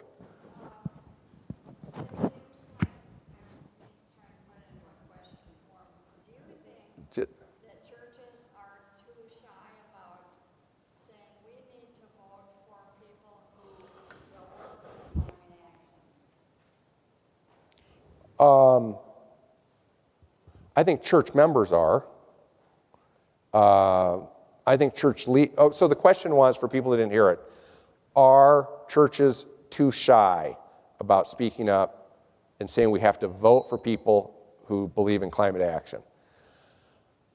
I think church members should speak up about this. Here's what I want from the church. Here's what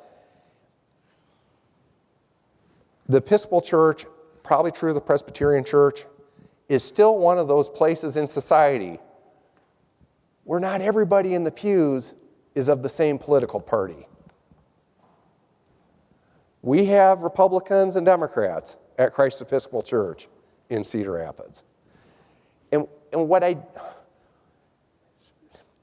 partly it's back to what Dr. Greenway said about the purity and the self-righteousness. That doesn't bring people together. So I think creating the venue for the conversation could be important. I don't think we necessarily need people telling us who to vote for. I think raise up the issue and do it in a way that's loving. And it's hard. It's a hard conversation. I mean, I've had plenty of them.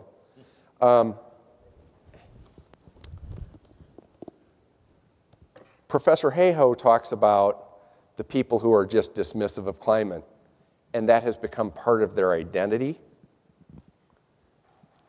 Sure, you can talk to them.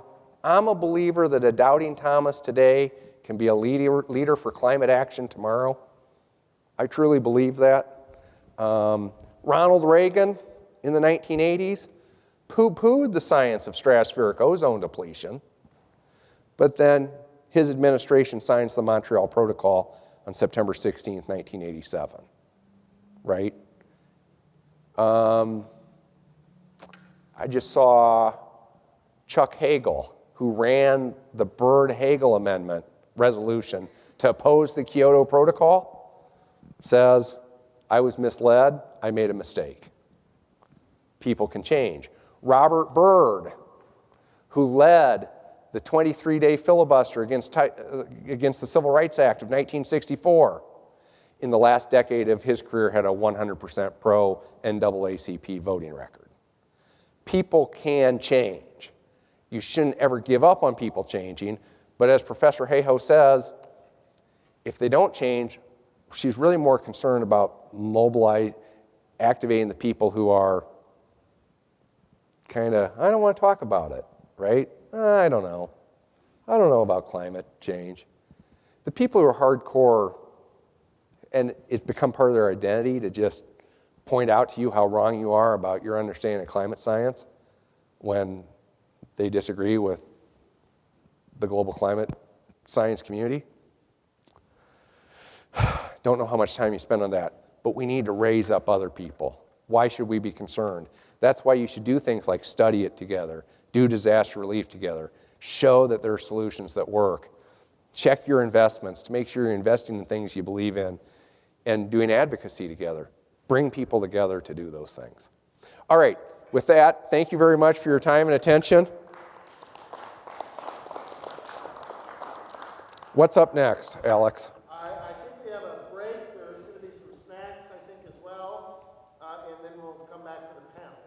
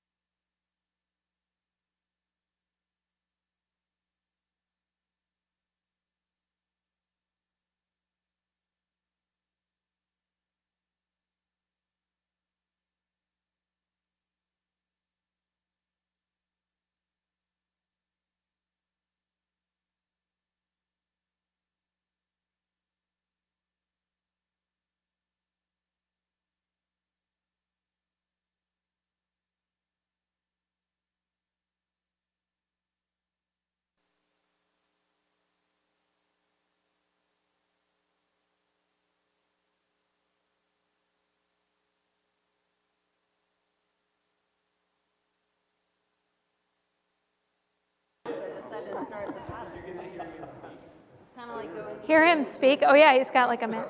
It's got a man voice now.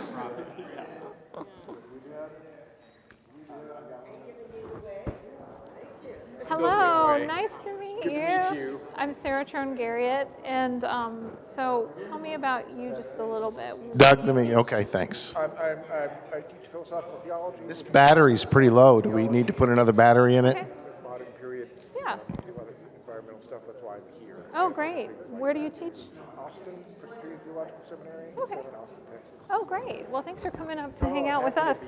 I imagine you don't live in Iowa. No. I traveled up for this. And they told me you were fantastic. You'd be a fantastic moderator. So I'm going to do my best. I'm just like, I don't even know what I'm saying. No, it's sometimes nice just to have someone else do something for a while. So, yeah. So I'll introduce myself to the group, but. And where are you from? Are you from here? Yeah, so I am the state senator for this district. Right, okay. So actually, that street is the line for the new district. So you're part of a new district? Yeah, redistrict. Or did you have to get a new district? They cut my district in half. That's always and I had a choice of staying where I was and running against a Democratic colleague or moving and running against a Republican Testing. colleague. So I decided to move. And you won? I will win in November. Okay. We actually have a student in the Texas House. Oh, yeah? He was seminary for a year, but then got a district, so suddenly had to be focused. So as we gather in here, I can't imagine. It could have been worse. At least it was the second map. get everybody to gather in. Same for me. Give a minute or two.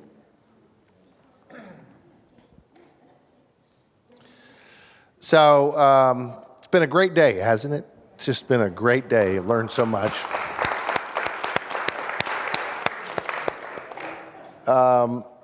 So what we're going to have is the panel, and then we'll have just a closing hymn and a closing prayer.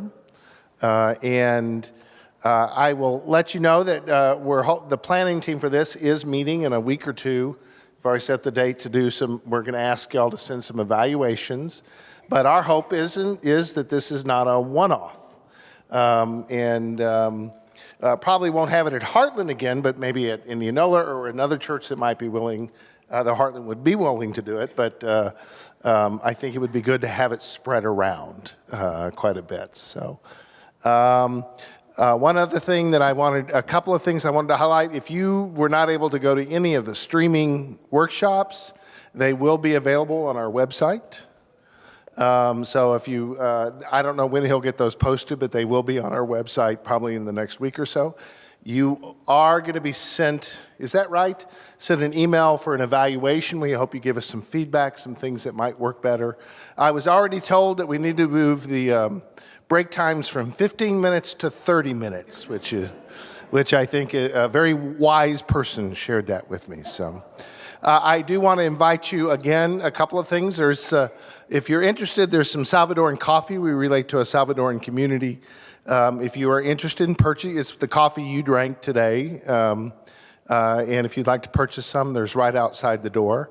I'll remind you, you're also invited to take the wax. What are we calling these? Prayer bags? Sandwich bags, right. Thank you, Doug. That were sewn by members of Heartland and Wax so that you don't have to use plastic bags, just as it's our gift from us to you to remember the day. Have I forgotten anything? So let me introduce you. You've not met yet. Many of you already know her, Sarah Trone-Garriott, state senator. She totally agreed to moderate this, and I told her the task for the panel was to solve climate change in 45 minutes. So you are all set. Here, Sarah, thank you for doing it. I'm going to give this to y'all to pass along. Make sure this is on. Let me make sure this one's on, Doug. He's good. Testing. I'm not sure. I think one of them could. Yeah. Okay. There we go. That should work. All right. Good afternoon, everyone. My name is Sarah Trone Garriott. I'm state senator for this district, Clive, West Des Moines, Waukee, and Windsor Heights. And because of changing lines, everything west of 142nd is going to be in my district all the way to Adel and Van Meter. And I'm also a Lutheran minister. And so I've been in this congregation to preach, to join with you all in worship. And I like to spend time visiting the faith communities in the metro area because in my day job, I am the coordinator of interfaith engagement for the Des Moines Area Religious Council Food Pantry Network. And so I think my business is pretty much about getting to know everyone else's business and spending time with them and making friends everywhere. And this is a wonderful community. We've got a lot of very active people of faith who care very deeply about the issues that impact their neighbors. And so today, my first question is that we often hear about certain things in politics, especially being considered faith issues. Usually, it's the issues that have to do with sexuality or reproduction. But faith impacts a lot more than those areas of our life. Faith impacts many areas. And so for each of you, give a little introduction to yourself, if you haven't already, to the community, and share about how faith, the faith you grew up in, the faith that is important to you now, informs your approach to these issues. I guess I'll start. Irene Demaris. I'm a deaconess. That's the Methodist lay order. And I am the executive director of Iowa Interfaith Power and Light. Growing up, I'm a Cradle United Methodist. And so faith and social justice were just always something that went together. And so I've never seen politics or issues that I don't relate my faith to. I like to say, and it is true, I think my faith is the truest reflection of myself. It's my most authentic place. And who I am and how I interact in the world is through my faith lens. And I think faith-seeking understanding, our theology, plays with values and how that goes on in politics and how things go into law. So I don't think anything's separate. Yeah, I believe in the separation of church and state, but that's not my personal practice, if that makes sense. And so, Irene, just tell a little bit more about how faith informs your current work as the director of Iowa Interfaith Power and Light. So we, if you haven't heard our spiel, we empower Iowans of faith and conscience to take bold and just action on climate. And so in the faith lens, all the major world religions, this is ecumenical, so Christian, it's very clear about creation care. And so we seek to uplift faith voices in the climate discussion. And, people get to talk about stuff through faith for climate. And it's a great way to enter into conversation with people that might not be what you would see as friendly. So that's, it's helping people get comfortable holding their faith and integrating it with climate, because I think that's a powerful story to tell and more powerful than just saying, I believe in this. The why is important. Thank you. And Dr. Greenway, tell us a little bit about how your faith informs your work on climate, because you get to deal with these issues pretty directly, engaging with each other. So probably, probably, thank you. So in terms of growing up, I grew up rural, very small town. And so I think connection to creation, to other creatures, was simply a part of how I was raised.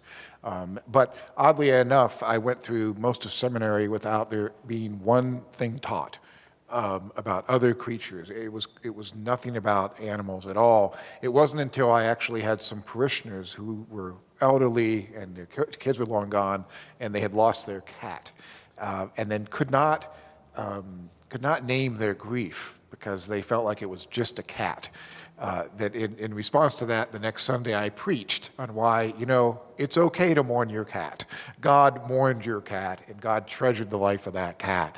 And that's when I started to think about other creatures and our connection to them. And suddenly, once you start looking for it, this this attention, other creatures are just everywhere in Scripture and in our hymns and liturgy that date from before the modern period. So being awakened to those faces, as well, of course, of the faces of people around me. I grew up in what at the time was one of the 20 poorest counties in the nation, so our church was very engaged with helping people in that area.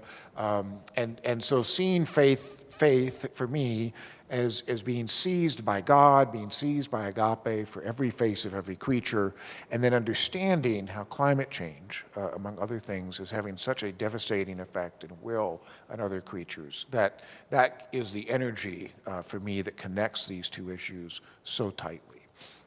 Thank you. Senator Hogue, share a little bit about how faith impacts your work on climate and some of the other things that you do for our state. Well, thank you, Sarah, and Rob Hogue, State Senator from Cedar Rapids, member of Christ's Episcopal Church. Some of you heard earlier, newly on the vestry. Talk about politics. That's an interesting experience. And I will say, let me talk just generally. We say in our Book of Common Prayer, send us out to do the good work you have given us to do, right? And my wife and I have always felt a calling to basically do good work. On climate, I have been working on that issue now for over 30 years, starting in the late 1980s and through graduate school and law school was very active.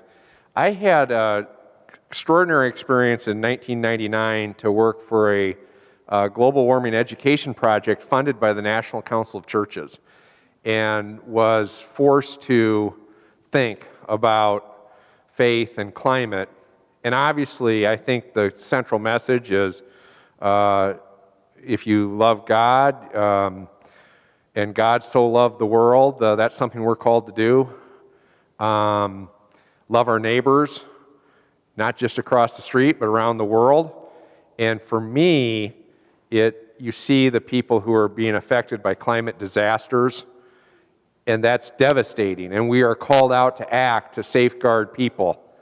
I know Dr. Greenway has talked about that being a little human-centered, but there is a human-centered component to this, which is very important. And I also think our relationship with God simply just gives us an extraordinary freedom and strength and hope to do things differently, right? I mean, if God's calling us to do something differently, we need to do it differently. And so let's do that. So is that enough, Sarah? That's enough for right now. Okay. The danger is I'll talk all day. And can I introduce the next speaker? That's fine. The next speaker is Des Moines Mayor, my longtime friend, Frank County.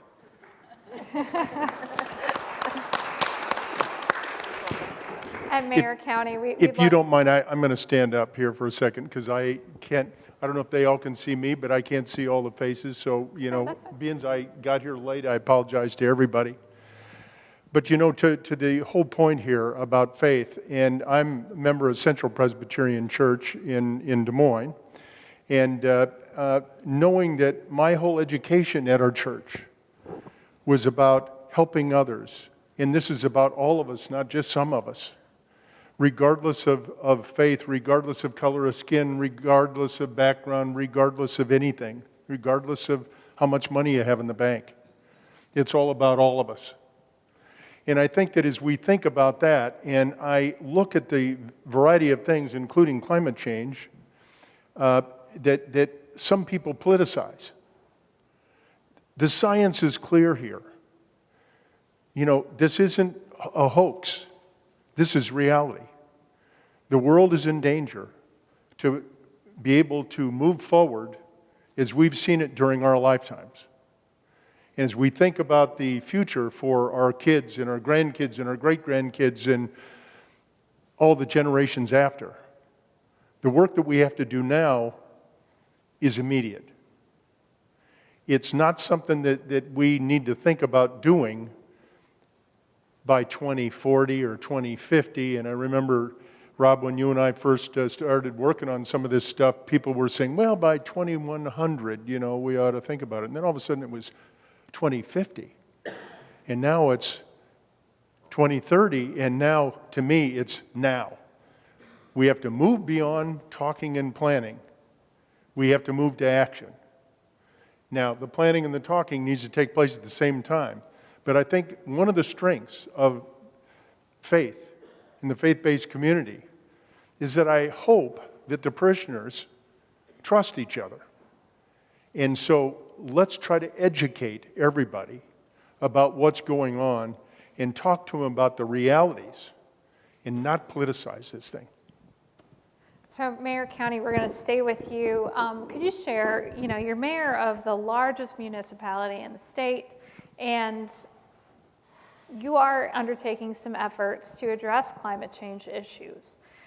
Share about some of those specific approaches, strategies, projects that the city is working on, and then are faith communities being engaged intentionally as part of those efforts, or are there some opportunities there to engage faith communities? So the city as a whole, and of course in my life when we were, I don't know if any of you have ever been to our place of business, it was called County Furs, and we're still there, but in 1999 we were forced to move, because they put Martin Luther King right through our place, and so we had to move on. When we moved into that newer building, which is up on Ingersoll, we tore everything out of it and insulated it to the nines, replaced every one of the windows, put in all the latest, at that moment, upgraded quality of windows, double sealed, gas filled, this, that, everything else, and then redid the whole place like that. Now, after that, I, for some crazy reason, decided to run for office and got elected, and I stand before you now as the mayor of the city of Des Moines. But having said that, we tried to then push into the city and through our ordinances to look at how we help, what we do, and we need to lead by example. And so we are looking to upgrade our city buildings, our HVAC systems, also the insulation. New buildings need to be built to a LEED standard, which is Leadership in Energy and Environmental Design, and to reach a higher level, because we can't ask anybody else to do something that we're not willing to do ourselves, in my opinion. And so that is, as we've looked at our parks, as we've looked at our buildings, as we've looked at even our motor pool. And we began, I remember when I thought we ought to, at the moment, buy Priuses, and about 20 years ago. And I got a whole lot of pushback on that I was crazy and nobody wanted to own anything like that. And then the police department stepped up. They said, we're going to do it. And some of those in city finances, no, you're not, that's not in our budget. But the chief of police said, no, those confiscated funds that we get, you know, on drug deals and everything else, we're going to use that money, we're going to buy them ourselves. So the heck with you. That's the nicest way I can put it.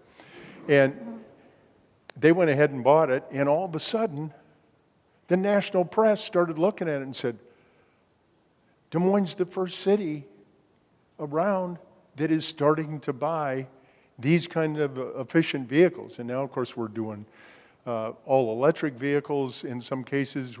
I'm hopeful that we can switch and look to the future, that at some moment we can transform our whole fleet to that, including trucks and everything else.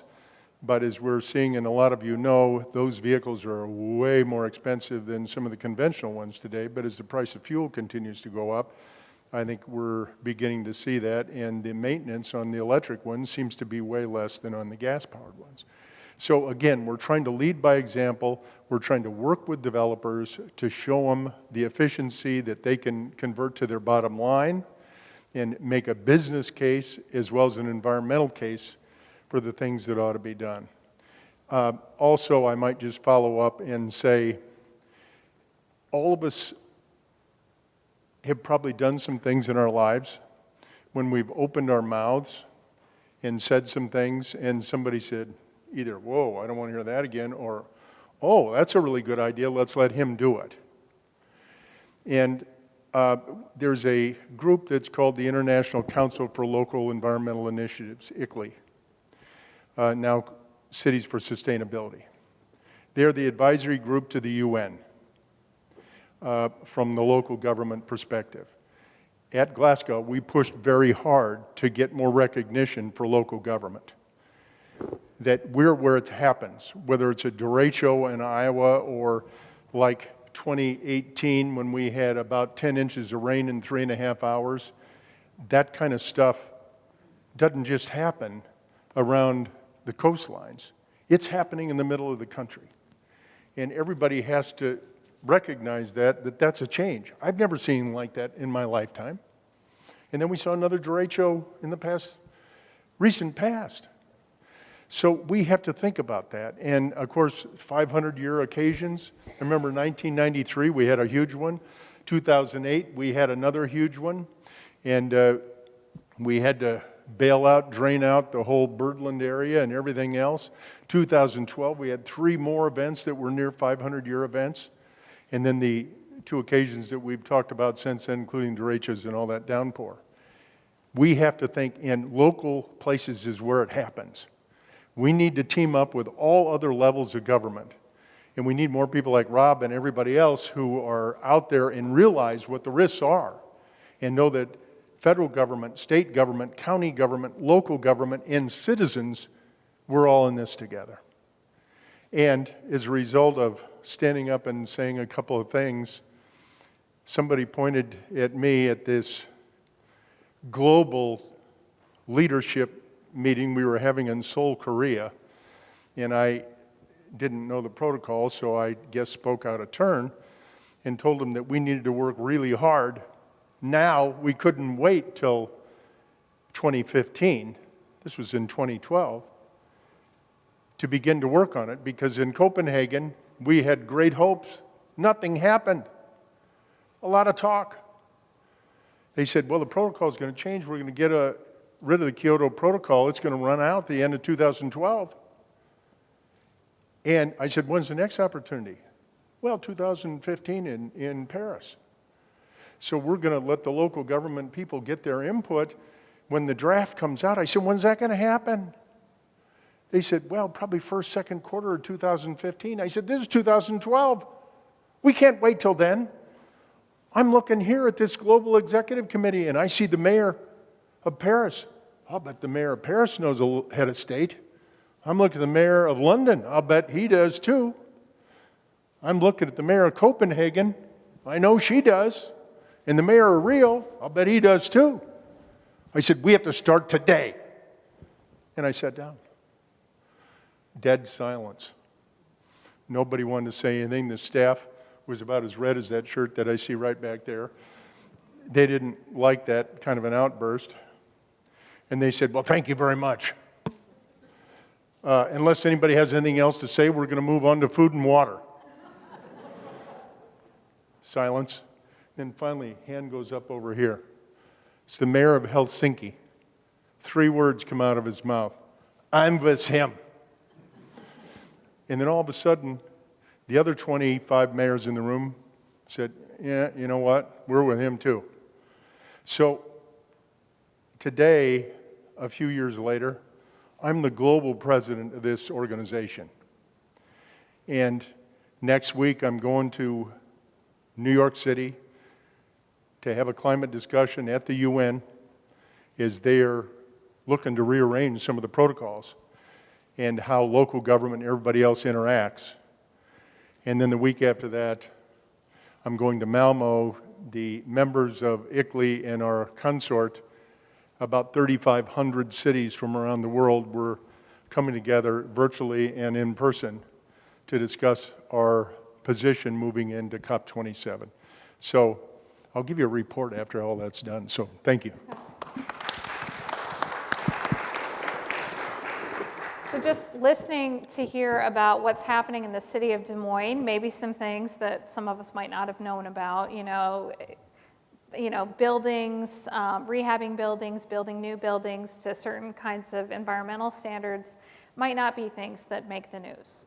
Or switching to fuel-efficient vehicles for your city fleet might not make the news, but as people of faith, it sounds like we have a role to be finding out what our municipalities are doing, and being able to support moving in those directions to take more efficient, more sustainable action at the city level, because it sounds like quite a bit can happen there.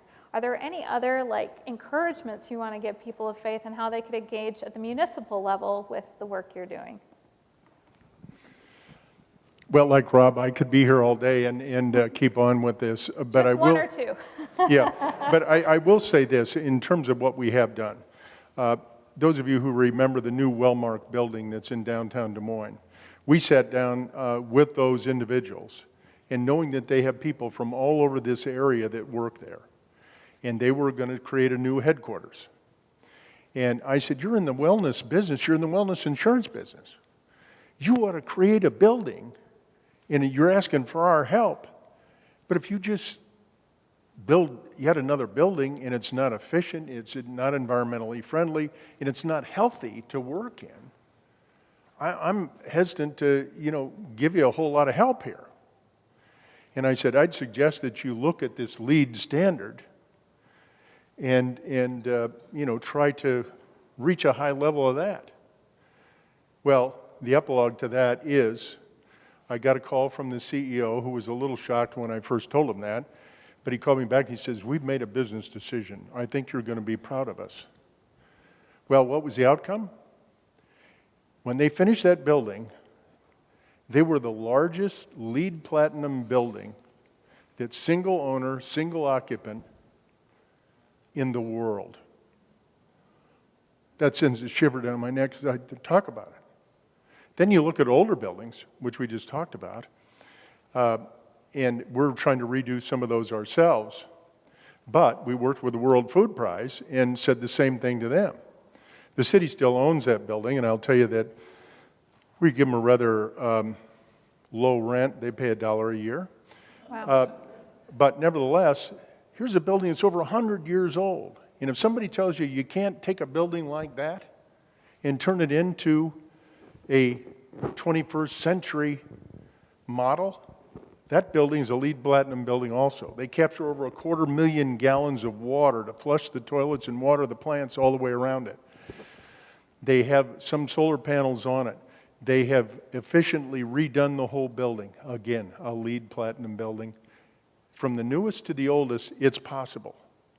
And all of us, in all of our contacts, in all of our communities, should reach out and educate everybody on what we can do in the city. If you're in Des Moines, we'll continue to try to work with you. And let's make plans. I don't have all the answers, and I don't have all the ideas.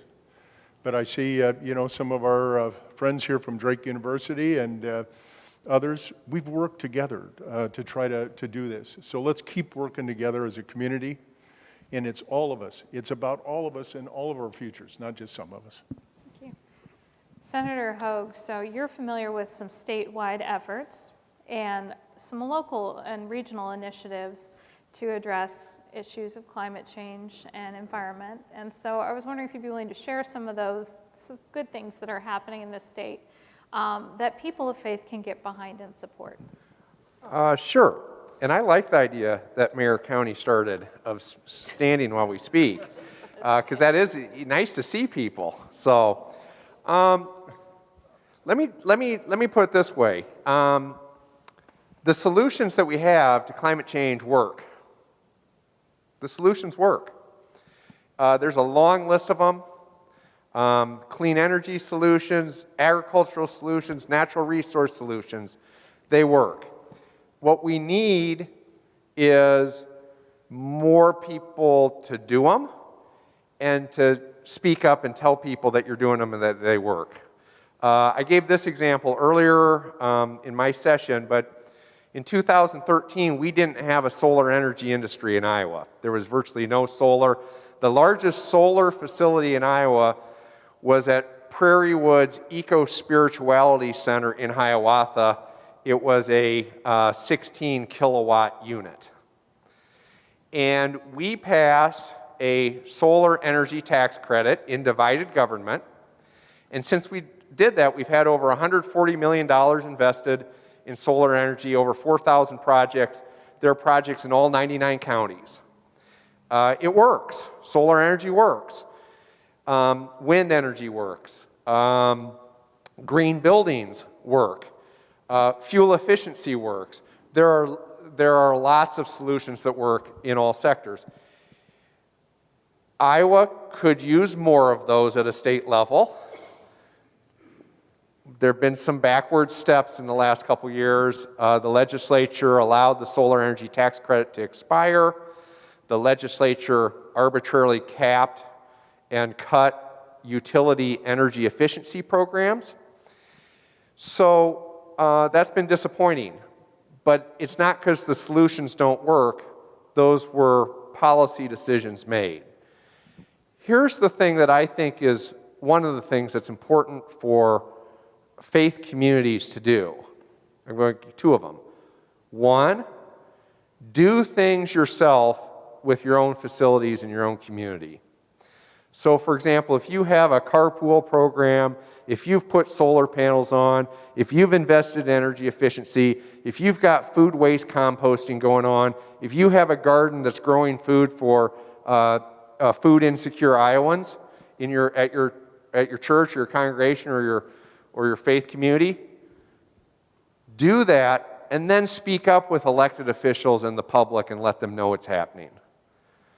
What I want people to think about climate change is, I want them to think it's very serious, because it is. But I also want them to think, this is solvable. We can do things. We are empowered to address this problem. And faith communities can really play a major role in that by doing the solutions and then speaking up and sharing that experience with the public. Thank you. Dr. Greenway, talk about how your work can empower faith communities to address issues of climate change, or some of the resources that your work offers to faith communities.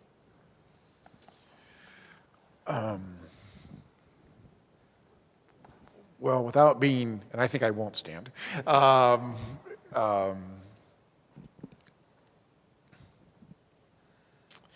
yeah, so my work, and people have heard me a lot here in the last day and a half, so I don't want to simply repeat myself, but my work is about awakening us to all of these faces, and so awakening us to a love for creation, a love for all creatures, so that we feel empowered and joyful. Who talking about joy earlier? I might have. Was that you? But that when this can be, I think, energizing. I mean, it's so, to hear you two talk about the programs you're doing and what you're setting up and the influence, it's just exciting, right, to hear that. But also to find in that joy when we think of the ways in which doing these things is making a concrete difference in the lives of various peoples and in the lives of these various creatures. So that it's not something we're sacrificing, that we're having to give up, that we would like to do. You actually are joyful in making these adjustments because you're connected to what these things mean for others and for the children. So I think for our children and for others and for other creatures. So I think that making those connections explicit, helping us to be filled with the sort of motivation that's inspired by love to make these moves. So, and it also to have the resilience to move forward to the degree we're not successful, right? And to the degree that things may not play out, that we can still, I used to speak twice a year to the Texas, the Texas Environmental Group, was a secular group in the Texas Capitol. That's a challenging place to do a lot of environmental action. And so I would always talk to them about the need to stay connected to the spirituality and the connections, the love for creation, for other creatures that brought them to this work in the first place. And to think of how what they're doing is making things better than it would be otherwise. And how it's making a concrete difference, even if they're not having the success they want, even if there's not the total, that it's better than it would have been, and that makes a difference. And I think moving forward on this issue, thinking in terms of we want to succeed, but we're going to face significant challenges. And so pivoting everything on success could be a bit of a catch-22 if you're not also willing to be celebrating making things better than they would have been otherwise in the long term. And then having a spirituality, and so there's all this excitement. I'm really excited. I must say, I've been engaged in this for 25 years as well, and I think it's left me, on the whole, a little pessimistic. So if you had to say, what do I think is going to happen, I fear things are going to get much worse and then require, for obvious reasons, rapid responses. And so part of my concern is, what is the character of those responses? Do we make those sorts of responses in a way that we're caring for everyone, that we're bringing everyone along, that we're open to everyone, or are we making those responsive in a way that are, inward-looking, kind of me and my own versus others? I'm discouraged by, for instance, in this regard, our failure to give vaccine waivers for the COVID vaccine. At an international level. I think that is something that we would be wanting to have done. And so with climate change, with these other challenges that come at us, if the things get difficult and the stakes get higher, how do we foster the sort of caring, loving communities and faith communities that can bring resilience and bring us joy in being responsive to all? So that's kind of the long-term ways in which I think cultivating these spiritualities can be helpful. Well, and as a minister, as a person who works in state government, I understand getting discouraged. When you work with people, that happens sometimes. But for you, what is something that's helpful for you, even when you're discouraged, to keep going? Well, that's where these faces of others is helpful, right? Even in a small thing. So it's helpful to hear your stories. It's helpful to hear about concrete progress, about people making a difference, and I love your optimism. I think there's a power to that that's infectious, that it gets things done. But then, I rescued a stray little kitten in El Paso from freezing weather conditions, a month or so ago. It's our most recent kitten acquisition. Not a big deal in the scope of things, right? But nonetheless, that connection with that one face, right? And so all sorts of other small connections one makes. I was talking with Shameen about a theological idea that led to affirmation of people, how she saw transform women in her ministry who would be in difficult situations. So I get empowered from the small concrete ways in which I find people's lives and other creatures' lives enriched in the opening to that. So that gives me resilience moving forward and hope. And then somehow the hope, again, the power of agape, the power of the love by which I'm seized in my offense by the violation of others, there's something about that power that's so powerful, even in the face of evil, that it does give me what I think is a realistic hope that somehow that love is the final word. And so now I work to make that as real as it can be in the present, but I can hope beyond what's possible for us, that somehow that is what's final. And the final word, even, for so many creatures whose lives are brutal and short and over, that even for them, somehow this agape will be the final word. That gives me hope and moves me forward. Thank you. Irene, I know that you work with a program that your sole focus is to engage faith communities around the issue of climate and environments. And so what are some of those ways? I know that you've been talking about it this week, but what are some of those primary ways that you hope to engage with faith communities in the coming year? So, I mean, we have our different programs. So some of the ways we're engaging faith communities, we're working in 4 different areas of the state for faith farms and climate. And what has evolved with those conversations and what the context and the needs have been a disconnect in the rural faith communities to the farms that are around them.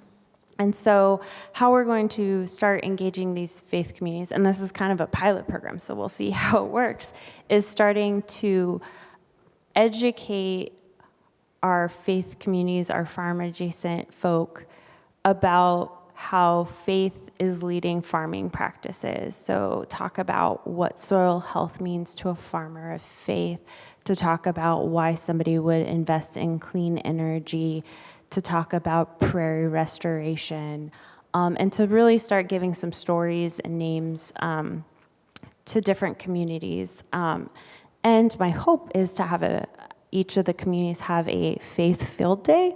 And so field days are places where you go and you learn about different farming practices, but bring congregations onto farms. So that's one of the cool ways that is kind of percolating right now, and that's pretty new. Well, I like that because it sounds like you're getting farmers to do theological work. Yes. To say, hey, this is just about pulling the pieces together, really saying, these are the foundational things, the important things in your life, and how do they all work together? And how do you understand the things that matter to you, which is work we can all do. It's not just left to the theologians, the folks who teach in seminaries or the folks who preach from the pulpit, but that we can all do that work. And it sounds really important to be able to understand how interconnected all issues are with our faith, every single one. Yeah, one of the farmers conversations we had in Atlantic, they were like, well, we really haven't been back to church since our kids graduated. And the husband says, well, every time I walk out my front door, I'm at church. So there's some really awesome wisdom that I don't think we always are curious. We need to be more curious. That's my new tangent. We need to be more curious about what's going on around us. Well, and it's interesting when you actually start engaging people about what matters to them and get them to talk about it, they might realize things they never realized before. Yeah, I learn more than they probably do. So we're at the end of our time. So just, this group has learned a lot over this series. So many ideas have been presented. Is there one next step that you think folks should take tomorrow? Yeah, go ahead. I think in whatever faith practice you do, just sit and reflect and to really start integrating what you have learned here into your daily life. We need to be rooted, and I want the seeds that you had to sprout. So please take some time in personal reflection.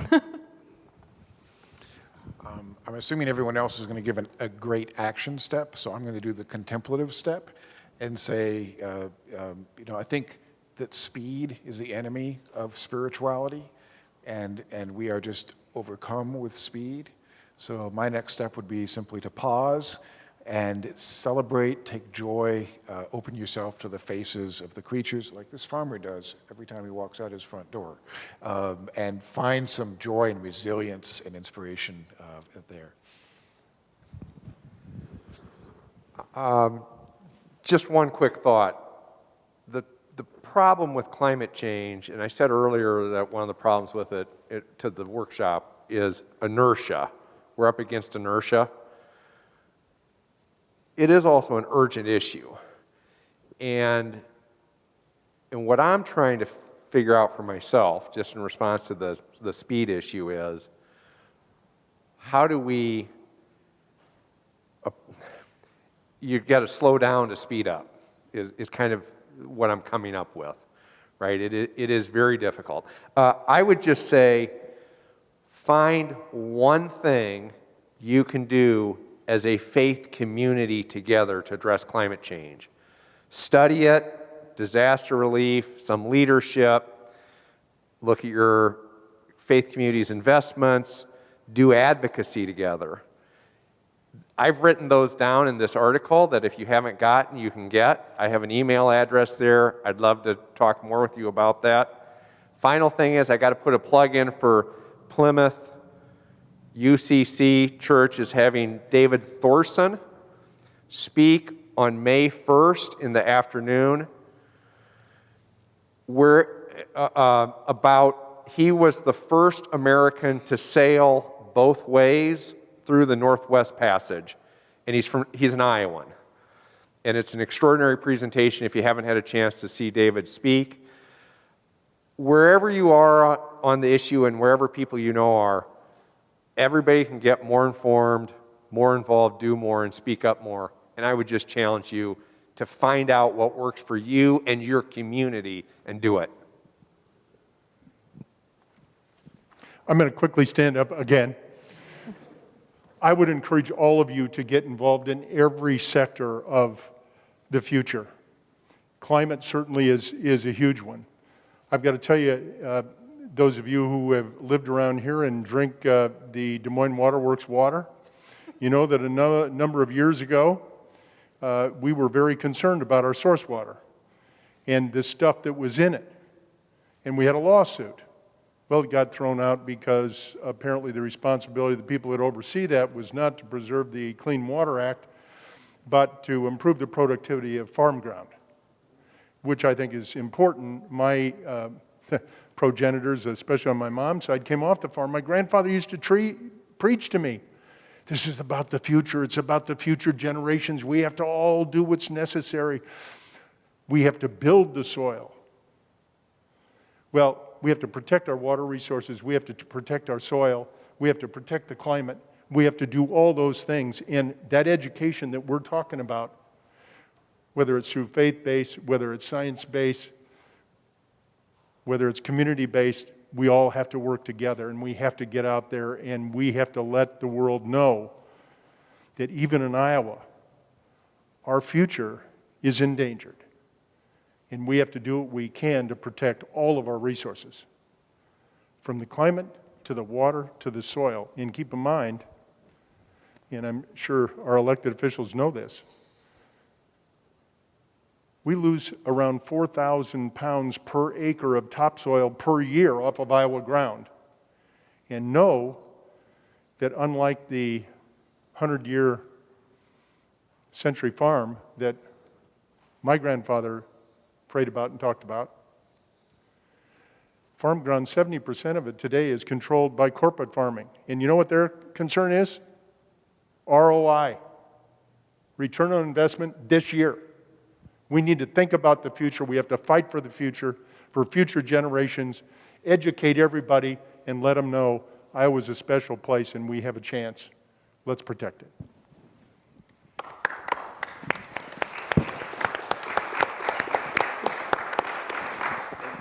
Thank you to our panelists. Keep in mind that there are a lot of opportunities for you to get engaged and to do more. And know that you're not alone. There's a lot of people who care about this issue, and by virtue of having a faith community, you have folks that you can partner with on these efforts to help you keep going, even when it can get discouraging. And know there is a lot of good news always, even in the hardest times. Thank you all. Let's give our panelists a round of applause.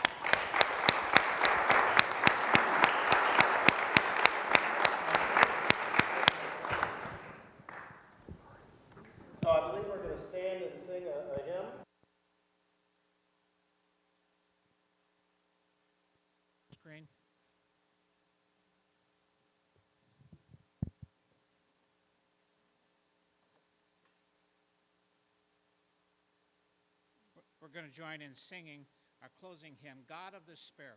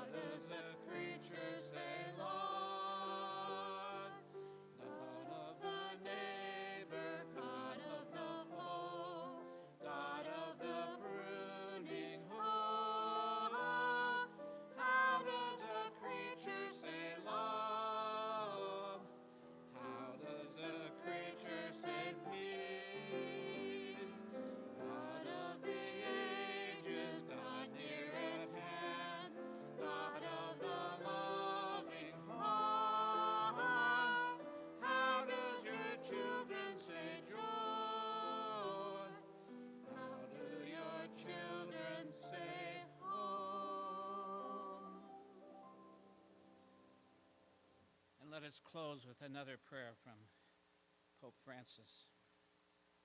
O God of the poor, help us to rescue the abandoned and forgotten of this earth, so precious in your eyes.